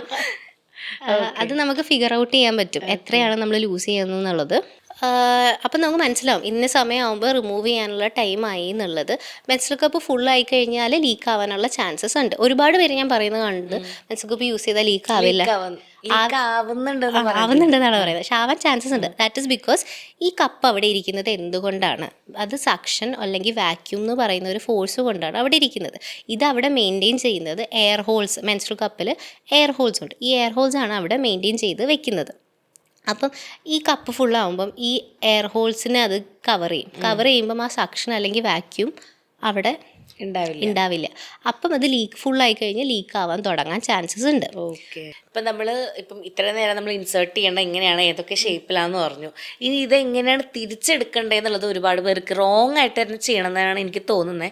എങ്ങനെയാണ് ശരിക്കും നമുക്ക് ഉള്ളിൽ നിന്ന് തിരിച്ചെടുക്കേണ്ടത്? കുറേ പേര് ചെയ്യുന്നത് എന്താണെന്ന് വെച്ച് കഴിഞ്ഞാൽ ഇതാണ് മെൻസ്ട്രൽ കപ്പ് എന്ന് വെച്ചോ. ഈ മെൻസ്ട്രൽ കപ്പ് ഇങ്ങനെയാണ് നമ്മുടെ വെജൈനയിൽ ഇരിക്കുന്നത്. എല്ലാവരും ഇവിടെ പിടിച്ച് വലിക്കും. അങ്ങനെ ഒരിക്കലും പിടിച്ച് വലിക്കാൻ ആക്ച്വലി പാടില്ല. ബിക്കോസ് ഈ കപ്പ് അവിടെ ഇരിക്കുന്നത് സക്ഷൻ അല്ലെങ്കിൽ വാക്യൂം എന്ന് പറഞ്ഞൊരു ഫോഴ്സ് കാരണമാണ്. അത് ഈ എയർ ഹോൾസ് വെജൈനയായിട്ട് ഫുൾ കോണ്ടാക്ട് വരുമ്പോഴാണ് ഇത് മെയിൻറ്റെയിൻ ആയി പോകുന്നത്. അപ്പോൾ നമ്മൾ ഇങ്ങനെ പിടിച്ച് വലിച്ചു കഴിഞ്ഞാൽ ഈ വാക്യൂം സെർവിക്സിൽ കിട്ടാനുള്ള ചാൻസ് ഉണ്ട്. അങ്ങനെ ചിലർക്ക് റിമൂവലിൻ്റെ സമയത്ത് പെയിൻ വരാനുള്ള ചാൻസ് ഉണ്ട്. അതുകൊണ്ട് എപ്പോഴും നമ്മൾ ഈ നോബ് ഉണ്ടല്ലോ, ഇപ്പോൾ ഈ മെൻസ്ട്രൽ കപ്പിൽ നോബുണ്ട്, ഈ നോബ് ആദ്യം ലൊക്കേറ്റ് ചെയ്തിട്ട് ഫിംഗേഴ്സ് മുകളിലോട്ട് കൊണ്ടുപോവുക, ഗ്രിപ്പ് റിങ്സിൽ പിടിച്ചിട്ട് പിൻ ചെയ്യുക, ഒന്ന് നുള്ളി താഴോട്ട് പയ്യെ വിഗിൾ ചെയ്ത് കൊണ്ടുവരാം. എന്തുകൊണ്ട് ഗ്രിപ്പ് റിങ്സിൽ പിടിച്ച് നുള്ളാൻ പറയുന്നതെന്ന് വെച്ച് കഴിഞ്ഞാൽ ഇതിൽ പിടിച്ച് നമ്മൾ പിൻ ചെയ്യുമ്പോൾ വെജൈനയും കപ്പുമായിട്ടുള്ള കോണ്ടാക്ട് പോകുമ്പോൾ അവിടുത്തെ സക്ഷൻ റിലീസായതിനു ശേഷം ഈസി ആയിട്ട് നിങ്ങൾക്കിത് പുറത്ത് കൊണ്ടുവരാൻ വേണ്ടി പറ്റും. അങ്ങനെയാണ് ആക്ച്വലി റിമൂവ് ചെയ്യേണ്ടത്. പിന്നെ ഈ റിമൂവലിൻ്റെ സമയത്ത് എല്ലാവർക്കും വേറൊരു കൺസേൺ എന്ന് വെച്ച് കഴിഞ്ഞാൽ ബ്ലഡ് വെളിയിൽ പോവോ എന്നുള്ളതാണ്. നമ്മളെല്ലാവരും എക്സ്പേർട്സ് ആയിട്ടല്ലല്ലോ മെൻസ്ട്രൽ കപ്പ് യൂസ് ചെയ്യുന്നത്. ഈ മെൻസ്ട്രൽ കപ്പിന് ഒരു ലേണിംഗ് കർവ് ഉണ്ട്. നമ്മുടെ പാഡ് യൂസ് ചെയ്യുന്നതുപോലെ പെട്ടെന്ന് ചെയ്യാൻ പറ്റുന്ന ഒരു കാര്യമല്ല. 1, 2, 3 പ്രാവശ്യം യൂസ് ചെയ്ത് കഴിഞ്ഞാൽ പിന്നെ we will never go back to pads. അതാണ്. അതുകൊണ്ട് എന്താണ്, നമ്മൾ 2-3 പ്രാവശ്യം ഒന്ന് യൂസ് ചെയ്ത് പഠിക്കാം. പീരീഡ്സിൻ്റെ സമയത്ത് മാത്രം യൂസ് ചെയ്ത് പഠിച്ചതിന് ശേഷം പയ്യെ റിമൂവ് ചെയ്തെടുക്കുക. ഇപ്പം നമ്മൾ ഈ സക്ഷൻ കറക്റ്റ് നമ്മളതങ്ങനെയല്ല ചെയ്യണമെന്നുണ്ടെങ്കിൽ യൂട്രസ് വീക്കാവുമെന്ന് പറയണ കേട്ടിട്ടുണ്ട്. താഴോട്ട് ഇറങ്ങി വരുന്നു പറയണ കേട്ടിട്ടുണ്ട്. അത് ശരിയാണോ? Actually that is actually very false. എന്തുകൊണ്ട് യൂട്രസ് ആദ്യം താഴോട്ട് ഇറങ്ങി വരുന്നു എന്നുള്ളത് നമ്മൾ മനസ്സിലാക്കണം. നമ്മുടെ പെൽവിക് ഫ്ലോറിലെ മസിൽസും യൂട്രസിനെ സപ്പോർട്ട് ചെയ്യുന്ന ലിഗമെൻസും നമ്മൾ വീക്കാവുന്ന സമയത്താണ് ഈ സംഭവം താഴോട്ട് ഇറങ്ങി വരുന്നത്. മെൻസ്ട്രൽ കപ്സ് എങ്ങനെയാണ് മസിൽസിനെ വീക്കാക്കുന്നത്? ഇതിൽ കുറച്ചൊരു സക്ഷൻ അല്ലെങ്കിൽ വാക്യൂം ഫോഴ്സ് ഉണ്ടാകും. That is not enough. വളരെ മൈന്യൂട്ട് ഫോഴ്സാണ്. That is not enough to bring your uterus down. അതാദ്യം മനസ്സിലാക്കണം. അപ്പോൾ ഞാനൊരു റീലിൽ കണ്ടതാണ്, ഡോക്ടർ സജസ്റ്റ് ചെയ്തു എന്താ യൂട്രൈൻ പ്രൊലാപ്സ് ഉള്ള ഒരാൾക്ക് മെൻസ്ട്രൽ കപ്പ് യൂസ് ചെയ്യേണ്ടെന്നുള്ളത്. അതെ അതെ. എന്തുകൊണ്ടായിരിക്കും? നമ്മുടെ ഈ ഓൾറെഡി വീക്ക് പെൽവിക് മസിൽസ് ഉള്ള ഒരാളാണ്, യൂട്രസ് താഴോട്ട് ഇറങ്ങി വന്നിരിക്കുകയാണ്. അവിടെ ഒന്നാമത്തെ കാര്യം മെൻസ്ട്രൽ കപ്പ് വെക്കാനുള്ള സ്പേസ് ഇല്ല. കുറച്ചും കൂടെ താഴോട്ട് ഇറങ്ങിയാൽ കപ്പ് യൂസ് ചെയ്തിട്ട് കാര്യമില്ലല്ലോ. Second thing is already pelvic muscles weak ആയിരിക്കുന്ന ഒരാൾ മെൻസ്ട്രൽ കപ്പ് യൂസ് ചെയ്ത് കഴിഞ്ഞാൽ സക്ഷൻ ഒരു ആഡഡ് ഫോഴ്സ് ആയിട്ട് ആക്ട് ചെയ്യേണ്ടെന്ന് ഡോക്ടർ വിചാരിച്ചിട്ടുണ്ടാവും. അപ്പോൾ പറയും നിങ്ങൾ മെൻസ്ട്രൽ കപ്പ് ഇനി യൂസ് ചെയ്യേണ്ട എന്ന് പറഞ്ഞിട്ടുണ്ട്. മെൻസ്ട്രൽ കപ്പ് കാരണം ഒരിക്കലും എന്താണ് യൂട്രൈൻ പ്രൊലാപ്സ് വരില്ല. ഓക്കെ, ഇത് ഒരുപാട് പേർക്കുള്ള ഡൗട്ടായിരുന്നു. കാരണം അതുകൊണ്ടൊക്കെ ഇത് വെക്കാതെ യൂസ് ചെയ്യാൻ പേടിക്കുന്ന ആൾക്കാരുണ്ട്. അതേപോലെ തന്നെ നമ്മൾ ഈ പ്രഗ്നൻസി കഴിഞ്ഞിട്ട് നമ്മൾ ഈ മെൻസ്ട്രൽ കപ്പ് യൂസ് ചെയ്യുന്നത് ശരിയാണ്? Normal delivery, caesarean okay, normal delivery കഴിഞ്ഞിട്ട് നമ്മൾ ഈ മെൻസ്ട്രൽ കപ്പ് എപ്പോൾ യൂസ് ചെയ്യണം, അല്ലെങ്കിൽ അപ്പം തന്നെ യൂസ് ചെയ്യാൻ നമുക്ക് പറ്റുമോ? എങ്ങനെയാണ് അതിൻ്റെ കാര്യങ്ങൾ? നമുക്ക് നോർമൽ ഡെലിവറിയുടെ സമയത്ത് അത്യാവശ്യം സ്റ്റിച്ചസും കാര്യങ്ങളും ഒക്കെ ഉണ്ടാവും എന്നുള്ളത് നമുക്കറിയാം. അപ്പോൾ ഓൾറെഡി വെജൈന ഒരു കുഞ്ഞ് ട്രോമയിലൂടെ പോയിട്ടുണ്ടാവും. അപ്പോൾ അതിന് ഹീൽ ചെയ്യാനുള്ള കുറച്ച് സമയം കൊടുക്കണം. നിങ്ങൾ നോർമൽ ഡെലിവറി കഴിഞ്ഞിട്ട് ഗൈനക്കോളജിസ്റ്റിനെ കാണിക്കുമ്പോൾ തന്നെ 6 ആഴ്ച കഴിഞ്ഞിട്ട് ഒരു ഫോളോ അപ്പ് ചെക്കപ്പ് പറഞ്ഞിട്ടുണ്ടാവും. ഈ 6 വീക്സ് കഴിഞ്ഞിട്ട് അവരൊരു ഇൻറ്റേർണൽ എക്സാമിനേഷൻ ചെയ്ത് എല്ലാം ഹീലായി വെജൈന നോർമൽ പഴയ സ്ഥിതിയിലോട്ട് വന്നു എന്ന് പറഞ്ഞു കഴിഞ്ഞാൽ you can use A menstrual cup again after 6 weeks. പിന്നെ ഇത് നോർമൽ ഡെലിവറിയിൽ മാത്രമല്ല, any kind of vaginal surgery കഴിഞ്ഞാലും ഇത് ഫോളോ ചെയ്യണം. ഓക്കെ. സോ മാം ഇപ്പം സെൻസി കെയറിൻ്റെ കോ ഫൗണ്ടറാണ്. മാമിനിപ്പോൾ അത്യാവശ്യം നമ്മൾ ചോദിക്കുമ്പോൾ ഒരുപാട് കാര്യങ്ങളെ പറ്റി അറിവും അതുപോലെ തന്നെ ഒരുപാട് ഫീമെയിൽ പ്രോഡക്ട്സ് ഓറിയൻറ്റഡ് ആയിട്ടുള്ള നോളജും മാമിനുണ്ട്. അതുകൊണ്ട് തന്നെ ചോദിക്കുകയാണ്, ഇപ്പം ഈ പാഡ് യൂസ് ചെയ്യാൻ ഇത്രയും ഈസി ആകുമ്പോൾ എന്തുകൊണ്ട് ഞങ്ങൾ മെൻസ്ട്രൽ കപ്പിലേക്ക് പോകണം എന്ന് ചോദിക്കുന്ന ആൾക്കാരോട് എന്താണ് മാമിന് പറയാനുള്ളത്? ഞാൻ ജസ്റ്റ് പാഡിൻ്റെയും മെൻസ്ട്രൽ കപ്പിൻ്റെയും കുറച്ച് ഡിഫറൻസസ് പറഞ്ഞു തരാം. I would never convince anyone to try a menstrual cup. ഓരോരുത്തരുടെയും പേഴ്സണൽ ചോയ്സാണ്, അവരുടെ കംഫർട്ട് അനുസരിച്ചിരിക്കും ഏത് പ്രോഡക്റ്റ് യൂസ് ചെയ്യണം എന്നുള്ളത്. അപ്പോൾ ഞാൻ ജസ്റ്റ് ഡിഫറൻസസ് ഒന്ന് പറഞ്ഞു തരാം. First of all, environment impact is there, അതുണ്ട്. ഇതിൻ്റെ കൂടെ നമുക്ക് ഫിനാൻഷ്യൽ ഇമ്പാക്റ്റും ഉണ്ട്. കാരണം കുറേ പേർക്ക് അഫോർഡ് ചെയ്യാൻ പറ്റില്ല. മെൻസ്ട്രൽ കപ്പ് ആകുമ്പോൾ ഒരു പ്രാവശ്യം വാങ്ങിയാൽ മതി, നമുക്ക് 5 to 10 years വരെ യൂസ് ചെയ്യാൻ പറ്റും. And the next thing is, ഈ പാഡ് എന്താണ് ചെയ്യുന്നത്? ബ്ലഡിനെ അബ്സോർബ് ചെയ്തെടുക്കുകയാണ് ചെയ്യുന്നത്. പക്ഷേ മെൻസ്ട്രൽ കപ്പ് എന്താണ് ചെയ്യുന്നത്? കളക്ട് ചെയ്യുകയാണ് ചെയ്യുന്നത്. പാഡ് ഇതിനെ അബ്സോർബ് ചെയ്യുമ്പോൾ തന്നെ നമ്മൾ ഇത് അവിടെ ഒരു വെറ്റ്നെസ് ക്രിയേറ്റ് ചെയ്യും. ഞാൻ പറഞ്ഞതുപോലെ ഫംഗൽ ഇൻഫെക്ഷൻസ് വരാനുള്ള ചാൻസ് കൂടുകയും ചെയ്യും. പിന്നെ വേറൊരു ഫാക്ടർ വരുന്നത് എന്താണെന്ന് വെച്ച് കഴിഞ്ഞാൽ, പാഡ്സിൽ 90% പ്ലാസ്റ്റിക് ആണ്. പക്ഷേ menstrual cup is made up of medical grade silicone. Medical grade silicone എന്ന് പറഞ്ഞു കഴിഞ്ഞാൽ കെമിക്കലി ഇനേർട്ടായിട്ടുള്ള, ബോഡിയിൽ ഒരു രീതിയിലും റിയാക്ട് ചെയ്യാത്ത, നമ്മുടെ ഹാർട്ട് സ്റ്റെൻറ്റിലൊക്കെ യൂസ് ചെയ്തിട്ടുള്ള ഒരു മെറ്റീരിയലാണ്. അപ്പോൾ ഇത് കാരണം നിങ്ങൾക്ക് എങ്ങനെ പോയാലും ഇൻഫെക്ഷൻസ് ഒന്നും വരില്ല, നിങ്ങളുടെ ബോഡിയുമായിട്ടോ വെജൈനയുമായിട്ടോ റിയാക്ട് ചെയ്യില്ല. പിന്നെ പാഡിലിരിക്കുന്ന ബ്ലഡ് നമ്മുടെ ഓക്സിഡേഷൻ നടന്നിട്ട് എയറുമായിട്ട് കോണ്ടാക്റ്റ് വരുന്നല്ലോ, ഓക്സിഡേഷൻ നടന്നു കഴിഞ്ഞാൽ അതിനൊരു ബാഡ് സ്മെല്ല് വരുന്ന ചാൻസസ് ഉണ്ട്. അത് മാത്രമല്ല, ഈ എയറുമായിട്ട് കോണ്ടാക്റ്റ് വരുമ്പം ഈ ബ്ലഡ് എന്താണ്, ഒരു വാം കൾച്ചർ മീഡിയമാണ്. അപ്പോൾ ബാക്ടീരിയൽ ഗ്രോത്ത് പെട്ടെന്ന് വരാനുള്ള ചാൻസസും ഉണ്ട്. പക്ഷേ മെൻസ്ട്രൽ കപ്പ് നമ്മുടെ ബോഡിക്കുള്ളിൽ ഇരിക്കുന്നത് കൊണ്ട് തന്നെ അതിന് എയറുമായിട്ട് കോണ്ടാക്റ്റ് വരുന്നില്ല, ഓക്സിഡേഷൻ വരുന്നില്ല, ഓർഡർ വരുന്നില്ല, ബാക്ടീരിയയ്ക്ക് കപ്പുമായിട്ട് സ്റ്റിക്ക് ചെയ്യാൻ പറ്റില്ല. ഇങ്ങനത്തെയൊക്കെ കാരണങ്ങളുണ്ട്. നമ്മുടെ ഹെൽത്തിന് എന്തുകൊണ്ടും ബെനിഫിറ്റ് ഒരു മെൻസ്ട്രൽ കപ്പ് യൂസ് ചെയ്യുന്നത് തന്നെയായിരിക്കും. ഓക്കെ. ഈ എന്തൊക്കെ കാര്യങ്ങളുണ്ടായിരിക്കും ആക്ച്വലി ഈ ഒരു മെൻസ്ട്രൽ കപ്പ് നമുക്ക് ഓവർഫ്ലോ വരുന്ന അല്ലെങ്കിൽ ലീക്കേജ് വരുന്നത്? ഓക്കെ, ലീക്കേജിന് പല കാര്യങ്ങളുണ്ട്. ഫസ്റ്റ് ഓഫ് ഓൾ, നിങ്ങളതിന് കറക്റ്റായിട്ട് മെൻസ്ട്രൽ കപ്പ് ഓപ്പൺ ആയിട്ടില്ല ഉള്ളിൽ എന്നുണ്ടെങ്കിൽ ലീക്ക് വരാനുള്ള ചാൻസ് ഉണ്ട്. ചിലപ്പോൾ തന്നെ നമ്മളൊരു അരമണിക്കൂർ യൂസ് ചെയ്യുമ്പോൾ തന്നെ ലീക്ക് ആവുന്നുണ്ട്. പക്ഷേ കപ്പ് റിമൂവ് ചെയ്ത് നോക്കുന്ന സമയത്ത് കുറച്ച് മാത്രമേ ഫില്ലായിട്ടിരിക്കുന്നുണ്ടാവുള്ളൂ.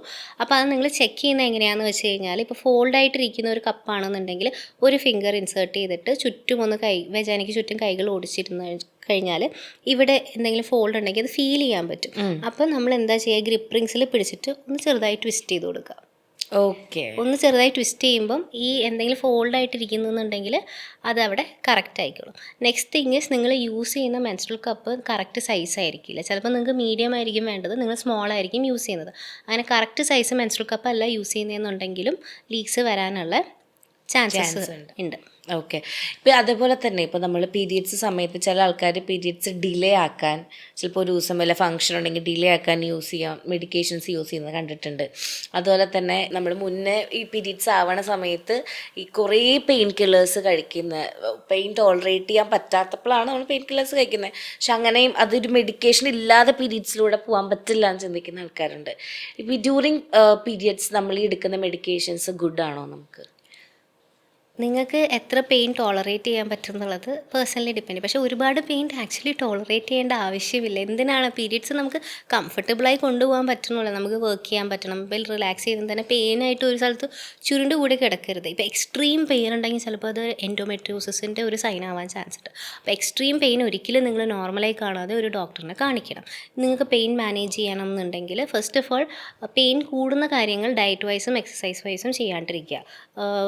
ഞാൻ പറഞ്ഞ ഹൈ ഷുഗറി ഫുഡ്സ് അല്ലെങ്കിൽ കോൾഡ് ഡ്രിങ്ക്സ് അതൊക്കെ അവോയ്ഡ് ചെയ്യുക. പിന്നെ മെഡിക്കേഷൻ എടുക്കണം എന്നുണ്ടെങ്കിൽ എടുക്കുന്നത് കൊണ്ട് വലിയ ബുദ്ധിമുട്ടുകളൊന്നും ഉണ്ടാവണം. ആസ് ലോങ് ആസ് നിങ്ങൾക്ക് ആ മെഡിക്കേഷന് വല്ല അലർജിക് റിയാക്ഷനോ അങ്ങനെയൊന്നും ഇല്ലാന്നുണ്ടെങ്കിൽ എങ്ങനെ പോയാലും നിങ്ങൾക്ക് ആ മെഡിക്കേഷൻ എടുത്ത് നിങ്ങൾ സർവൈവ് ചെയ്യുക എന്നുള്ളതാണ് ഒരു ഓപ്ഷൻ ഉള്ളത്. എടുക്കാണ്ടിരിക്കുന്നത് എനിക്ക് എത്ര വേദന സഹിക്കാൻ പറ്റും എന്നും പറഞ്ഞ് ഇരിക്കരുത്. ഓൾവേസ് മെഡിക്കേഷൻ എടുക്കുക. പിന്നെ ഈ പീരിയഡ്സ് ഡിലേ ചെയ്യാനായിട്ട് യൂഷ്വലി കൊടുക്കുന്നത് പ്രൊജസ്ട്രോൺ പിൽസൊക്കെ ആയിരിക്കും. അപ്പം അത് ഡോക്ടറിനെ കണ്ടിട്ട് വേണം നിങ്ങൾ കഴിക്കാനായിട്ട്. ഈ കോൺട്രസെപ്റ്റീവ് പിൽസിന് ഒരുപാട് സൈഡ് എഫക്ട്സ് ഉണ്ട്. അതുകൊണ്ട് ഒരിക്കലും ഒറ്റയ്ക്ക് ഒരു ഡോക്ടറിനെ കൺസൾട്ട് ചെയ്യാണ്ട് ഈ പിൽസ് എടുക്കാണ്ടിരിക്കുന്നതായിരിക്കും എനിക്ക് തോന്നുന്നു ഈ കോൺട്രസെപ്റ്റീവ് ആയിട്ട് നമ്മുടെ ഈ പിൽസ് നമുക്ക് ചുമ്മാ ഈ പ്രിസ്ക്രിപ്ഷൻ ഇല്ലാതെ അവൈലബിൾ ആണ്. അത് നല്ലതല്ല. അത് മാത്രമല്ല, നമ്മളിപ്പം ഒരു ഡോക്ടർ ഒരു PCOD ഉള്ള ഒരു കുട്ടിയെന്ന് വെച്ചോ, അത് 13 വയസ്സാകുമ്പോൾ തന്നെ ആ കുട്ടിക്ക് മെറ്റ്ഫോമിനും ഈ പ്രൊജസ്ട്രോൺ ഓൺലി പില്ലും അതൊക്കെ ആയിരിക്കും കൊടുക്കുന്നത്. പക്ഷേ ഇതിനുള്ള പ്രശ്നം എന്താണെന്ന് വെച്ച് കഴിഞ്ഞാൽ ഇത് വെറും ഒരു നമുക്ക് അപ്പോഴത്തെ സിംറ്റം അതിനെ മാനേജ്, ഇപ്പോൾ ഹെവി ഫ്ലോ ഉണ്ടെങ്കിൽ അതിനെ മാനേജ് ചെയ്യും എന്നല്ലാതെ അതിൻ്റെ റൂട്ട് കോസിനെ അത് അഡ്രസ്സ് ചെയ്യുന്നില്ല. ഇപ്പോൾ PCOS ഉള്ള ഒരു കുട്ടിയാണെന്ന് വെച്ച് കഴിഞ്ഞാൽ നമ്മൾ ഈ പില്ല് കൊടുത്തു അപ്പം അഡ്രസ്സ് ചെയ്ത് വീണ്ടും അത് വരും. റൂട്ട് കോസ് എന്താണ്? ലൈഫ് സ്റ്റൈൽ ചേഞ്ച് ആണ്. ഈ ലൈഫ് സ്റ്റൈൽ ചേഞ്ച് വരുത്താണ്ട് നിങ്ങൾ ഡോക്ടർ തരുന്നതിന് മാത്രം ഡിപ്പെൻഡ് ചെയ്തിരുന്നിട്ട് കാര്യമില്ല. ഓക്കെ. ഇതേപോലെ ഇപ്പം മെൻസ്ട്രൽ കപ്പ് സംസാരിച്ചു, പാഡ് സംസാരിച്ചു, ചുമ്മാ നമ്മളതിൽ ഒന്ന് ടച്ച് ചെയ്ത് പോകാൻ വേണ്ടി ചോദിക്കുകയാണ്. അത് നമ്മുടെ ഈ ടാംപോൺസിൻ്റെ യൂസ് ഇവിടെ ഭയങ്കര കുറവാണ്. എന്നാലും ഈ ടാംപോൺസ് ആക്ച്വലി എങ്ങനെ യൂസ് ചെയ്യേണ്ടത്, ഇത് യൂസ് ചെയ്യുന്നത് കൊണ്ട് ഈ മെൻസ്ട്രൽ കപ്പിനുള്ള ബെനിഫിഷ്യൽ ഇതുള്ള പോലെ തന്നെ നമുക്ക് ടാംപോൺസിനുണ്ടോ? ഇല്ല. നമ്മളിപ്പം ഞാൻ ഗ്രേഡ് ചെയ്യുകയാണെന്നുണ്ടെങ്കിൽ ഫസ്റ്റ് വരുന്ന മെൻസ്ട്രൽ കപ്പ് തന്നെയായിരിക്കും. പിന്നെ വരുന്ന എൻ്റെ പേഴ്സണൽ ചോയ്സിൽ sustainable options like cloth pads, peed panties അങ്ങനത്തതായിരിക്കും. അത് കഴിഞ്ഞിട്ട് പാഡും അവസാനമായിരിക്കും ഞാൻ ടാംപോൺ വെക്കുന്നത്. ബിക്കോസ് ടാംപോൺ നമ്മൾ ഉള്ളിൽ ഇൻസേർട്ട് ചെയ്യുന്ന ഒരു പ്രൊഡക്റ്റാണ്. അത് മാത്രമല്ല നമുക്ക് ഒരുപാട് നേരം അത് ഉപയോഗിക്കാൻ പറ്റില്ല. ഇപ്പോൾ ടാംപോൺ യൂസ് ചെയ്താൽ തന്നെ ഒരു ടാംപോണിൻ്റെ ഒരു പ്രൊഡക്റ്റ് ഉണ്ടാകും, അതിലൊരു സ്ട്രിങ് ഉണ്ടാകും. ആ സ്ട്രിങ്ങ് നമ്മൾ മാറ്റിയിട്ട് ഉള്ളിലോട്ട് ഇൻസേർട്ട് ചെയ്യുകയാണ് ചെയ്തത്. റിമൂവ് ചെയ്യുന്ന സമയത്ത് സ്ട്രിങ്ങിൽ പിടിച്ച് പുറത്തോട്ട് വലിക്കുകയാണ് ചെയ്യുന്നത്. അത് ഈസിയാണ്, നമ്മൾ പഠിക്കാൻ ഈസിയാണ് എങ്ങനെ യൂസ് ചെയ്യണം എന്നുള്ളത്. പക്ഷേ ഹെൽത്ത് വൈസ് നോക്കുമ്പോൾ ഞാൻ അത്ര റെക്കമെൻഡ് ചെയ്യാത്തൊരു സാധനമാണ് ടാംപോൺ എന്നുള്ളത്. കറക്റ്റ് സമയത്ത് നിങ്ങൾ അതിനെ ചേഞ്ച് ചെയ്തുകൊണ്ടിരിക്കണം. അത് കപ്പാസിറ്റി വളരെ കുറവാണ്. അത് മാത്രമല്ല ഈ മെൻസ്ട്രൽ കപ്പിനെ പോലെ എയറിന് കോൺടാക്റ്റ് ഇല്ലെന്ന് നമുക്ക് പറയാൻ പറ്റില്ല. ഈ ടാംപോൺ എയറുമായിട്ട് കോൺടാക്റ്റ് വന്നിട്ട് ഈ ഓർഡറും ഈ ബാക്ടീരിയൽ ഇൻഫെക്ഷൻസും അത് ഉള്ളിലിരിക്കുന്നൊരു സംഭവമാകുമ്പം കോസ് ചെയ്യാനുള്ള ഒരു ചാൻസസ് ഉണ്ട്. So if you are comfortable using it, അതിനുള്ള കറക്റ്റ് എങ്ങനെയാണെന്ന് പഠിച്ച് അത് കറക്റ്റ് സമയത്ത് റിമൂവ് ചെയ്ത് ഇൻസേർട്ട് ചെയ്ത് അതിന് കറക്റ്റ് റൂൾസ് ഫോളോ ചെയ്ത് പോവുക. Okay. So thank you so much. ഞാനിപ്പോൾ നമ്മുടെ ഈ ഒരു എപ്പിസോഡിൻ്റെ എൻഡിലേക്ക് വരുമ്പം ബേസിക്കലി നമ്മൾ ഹൈജീനായിട്ട് ഇരിക്കുക എന്നുള്ള ഉപരി ഇപ്പം നമ്മൾ ഒരുപാട് നമുക്ക് തന്നെ അറിയാം പീരീഡ്സ് എന്ന് പറയുന്നത് നമ്മുടെ നാട്ടിൽ ഒരു ടാബു ആയിട്ടുള്ള ഒരു കാര്യമാണ്. അതിനെ തന്നെ എക്സ്പ്ലെയിൻ ചെയ്യുന്നത് വേറെ പല കാര്യങ്ങളായിട്ടാണ്, അശുദ്ധിയായിട്ടാണ്, മറ്റാണ് മറിച്ചാണെന്നൊക്കെ നമ്മൾ ഈ പറയുന്നത് കേട്ടിട്ടുണ്ട്. നിങ്ങൾ നിങ്ങളുടെ കാര്യങ്ങളിൽ വിശ്വസിക്കുമോ, അതിൽ ഇടപെടാൻ നമ്മൾ ആരുമല്ല. പക്ഷേ ബേസിക്കായിട്ട് എന്തുകൊണ്ടാണ് പീരീഡ്സ് വരുന്നത്, എങ്ങനെ നമ്മളതിനെ ടേക്ക് കെയർ ചെയ്യണം, എങ്ങനത്തെ പ്രോഡക്റ്റ് യൂസ് ചെയ്യാം, എങ്ങനത്തെ പ്രോഡക്റ്റ്സ് ഒക്കെ മാർക്കറ്റിൽ അവൈലബിൾ ആണ്, ഇങ്ങനത്തെ ഒരു അവയർനെസ് കൊണ്ടുവരാനായിരുന്നു ഈ ഒരു എപ്പിസോഡ് നമ്മൾ യൂട്ടിലൈസ് ചെയ്തത്. And thank you so much ma'am. നമുക്ക് കുറച്ച് സമയം തന്നതിലും ഇത്രയധികം അവയർനെസ് തന്നതിലും. മാമിന് എന്തെങ്കിലും നമ്മുടെ കാണുന്ന ഓഡിയൻസ് ആയ പെൺകുട്ടികളോട് എന്തെങ്കിലും ഒരു കാര്യം പറയാനുണ്ടെങ്കിൽ എന്തായിരിക്കും? എനിക്ക് പറയാനുള്ളത് സൊസൈറ്റിക്ക് ചുറ്റും, അതായത് സൊസൈറ്റിയിൽ മൊത്തവും പീരിയഡ്സ് എന്ന് പറയുന്നത് ഒരു ടാബു ആണ്. നിങ്ങളായിരിക്കും ചിലപ്പോൾ വരുന്ന നെക്സ്റ്റ് ജനറേഷൻ. ഈ ടാബു നിങ്ങൾ ബ്രേക്ക് ചെയ്യുക. നിങ്ങൾ വീട്ടിൽ പീരിയഡ്സിനെ കുറിച്ചുള്ള കോൺവെർസേഷൻസ് ഒന്ന് നോർമലൈസ് ചെയ്യാൻ പറ്റുമെങ്കിൽ നോർമലൈസ് ചെയ്യുക. ഫ്യൂച്ചർ ജനറേഷനും കൂടെ ഇത് പകർന്നു കൊടുക്കുക എന്നുള്ളതാണ്. ഈ ടോക്ക് ഇനി മുന്നോട്ട് പോകുമ്പോൾ ഒരു ഷെയിമായിട്ട് മാറരുത്. നല്ലൊരു രീതിയിൽ പീരിയഡ് പോസിറ്റീവ് എൻവയോൺമെൻറ്റ് ക്രിയേറ്റ് ചെയ്യുക എന്നാണ് എനിക്ക് പറയാനുള്ളത്. So yeah, that's it. Let's pink it.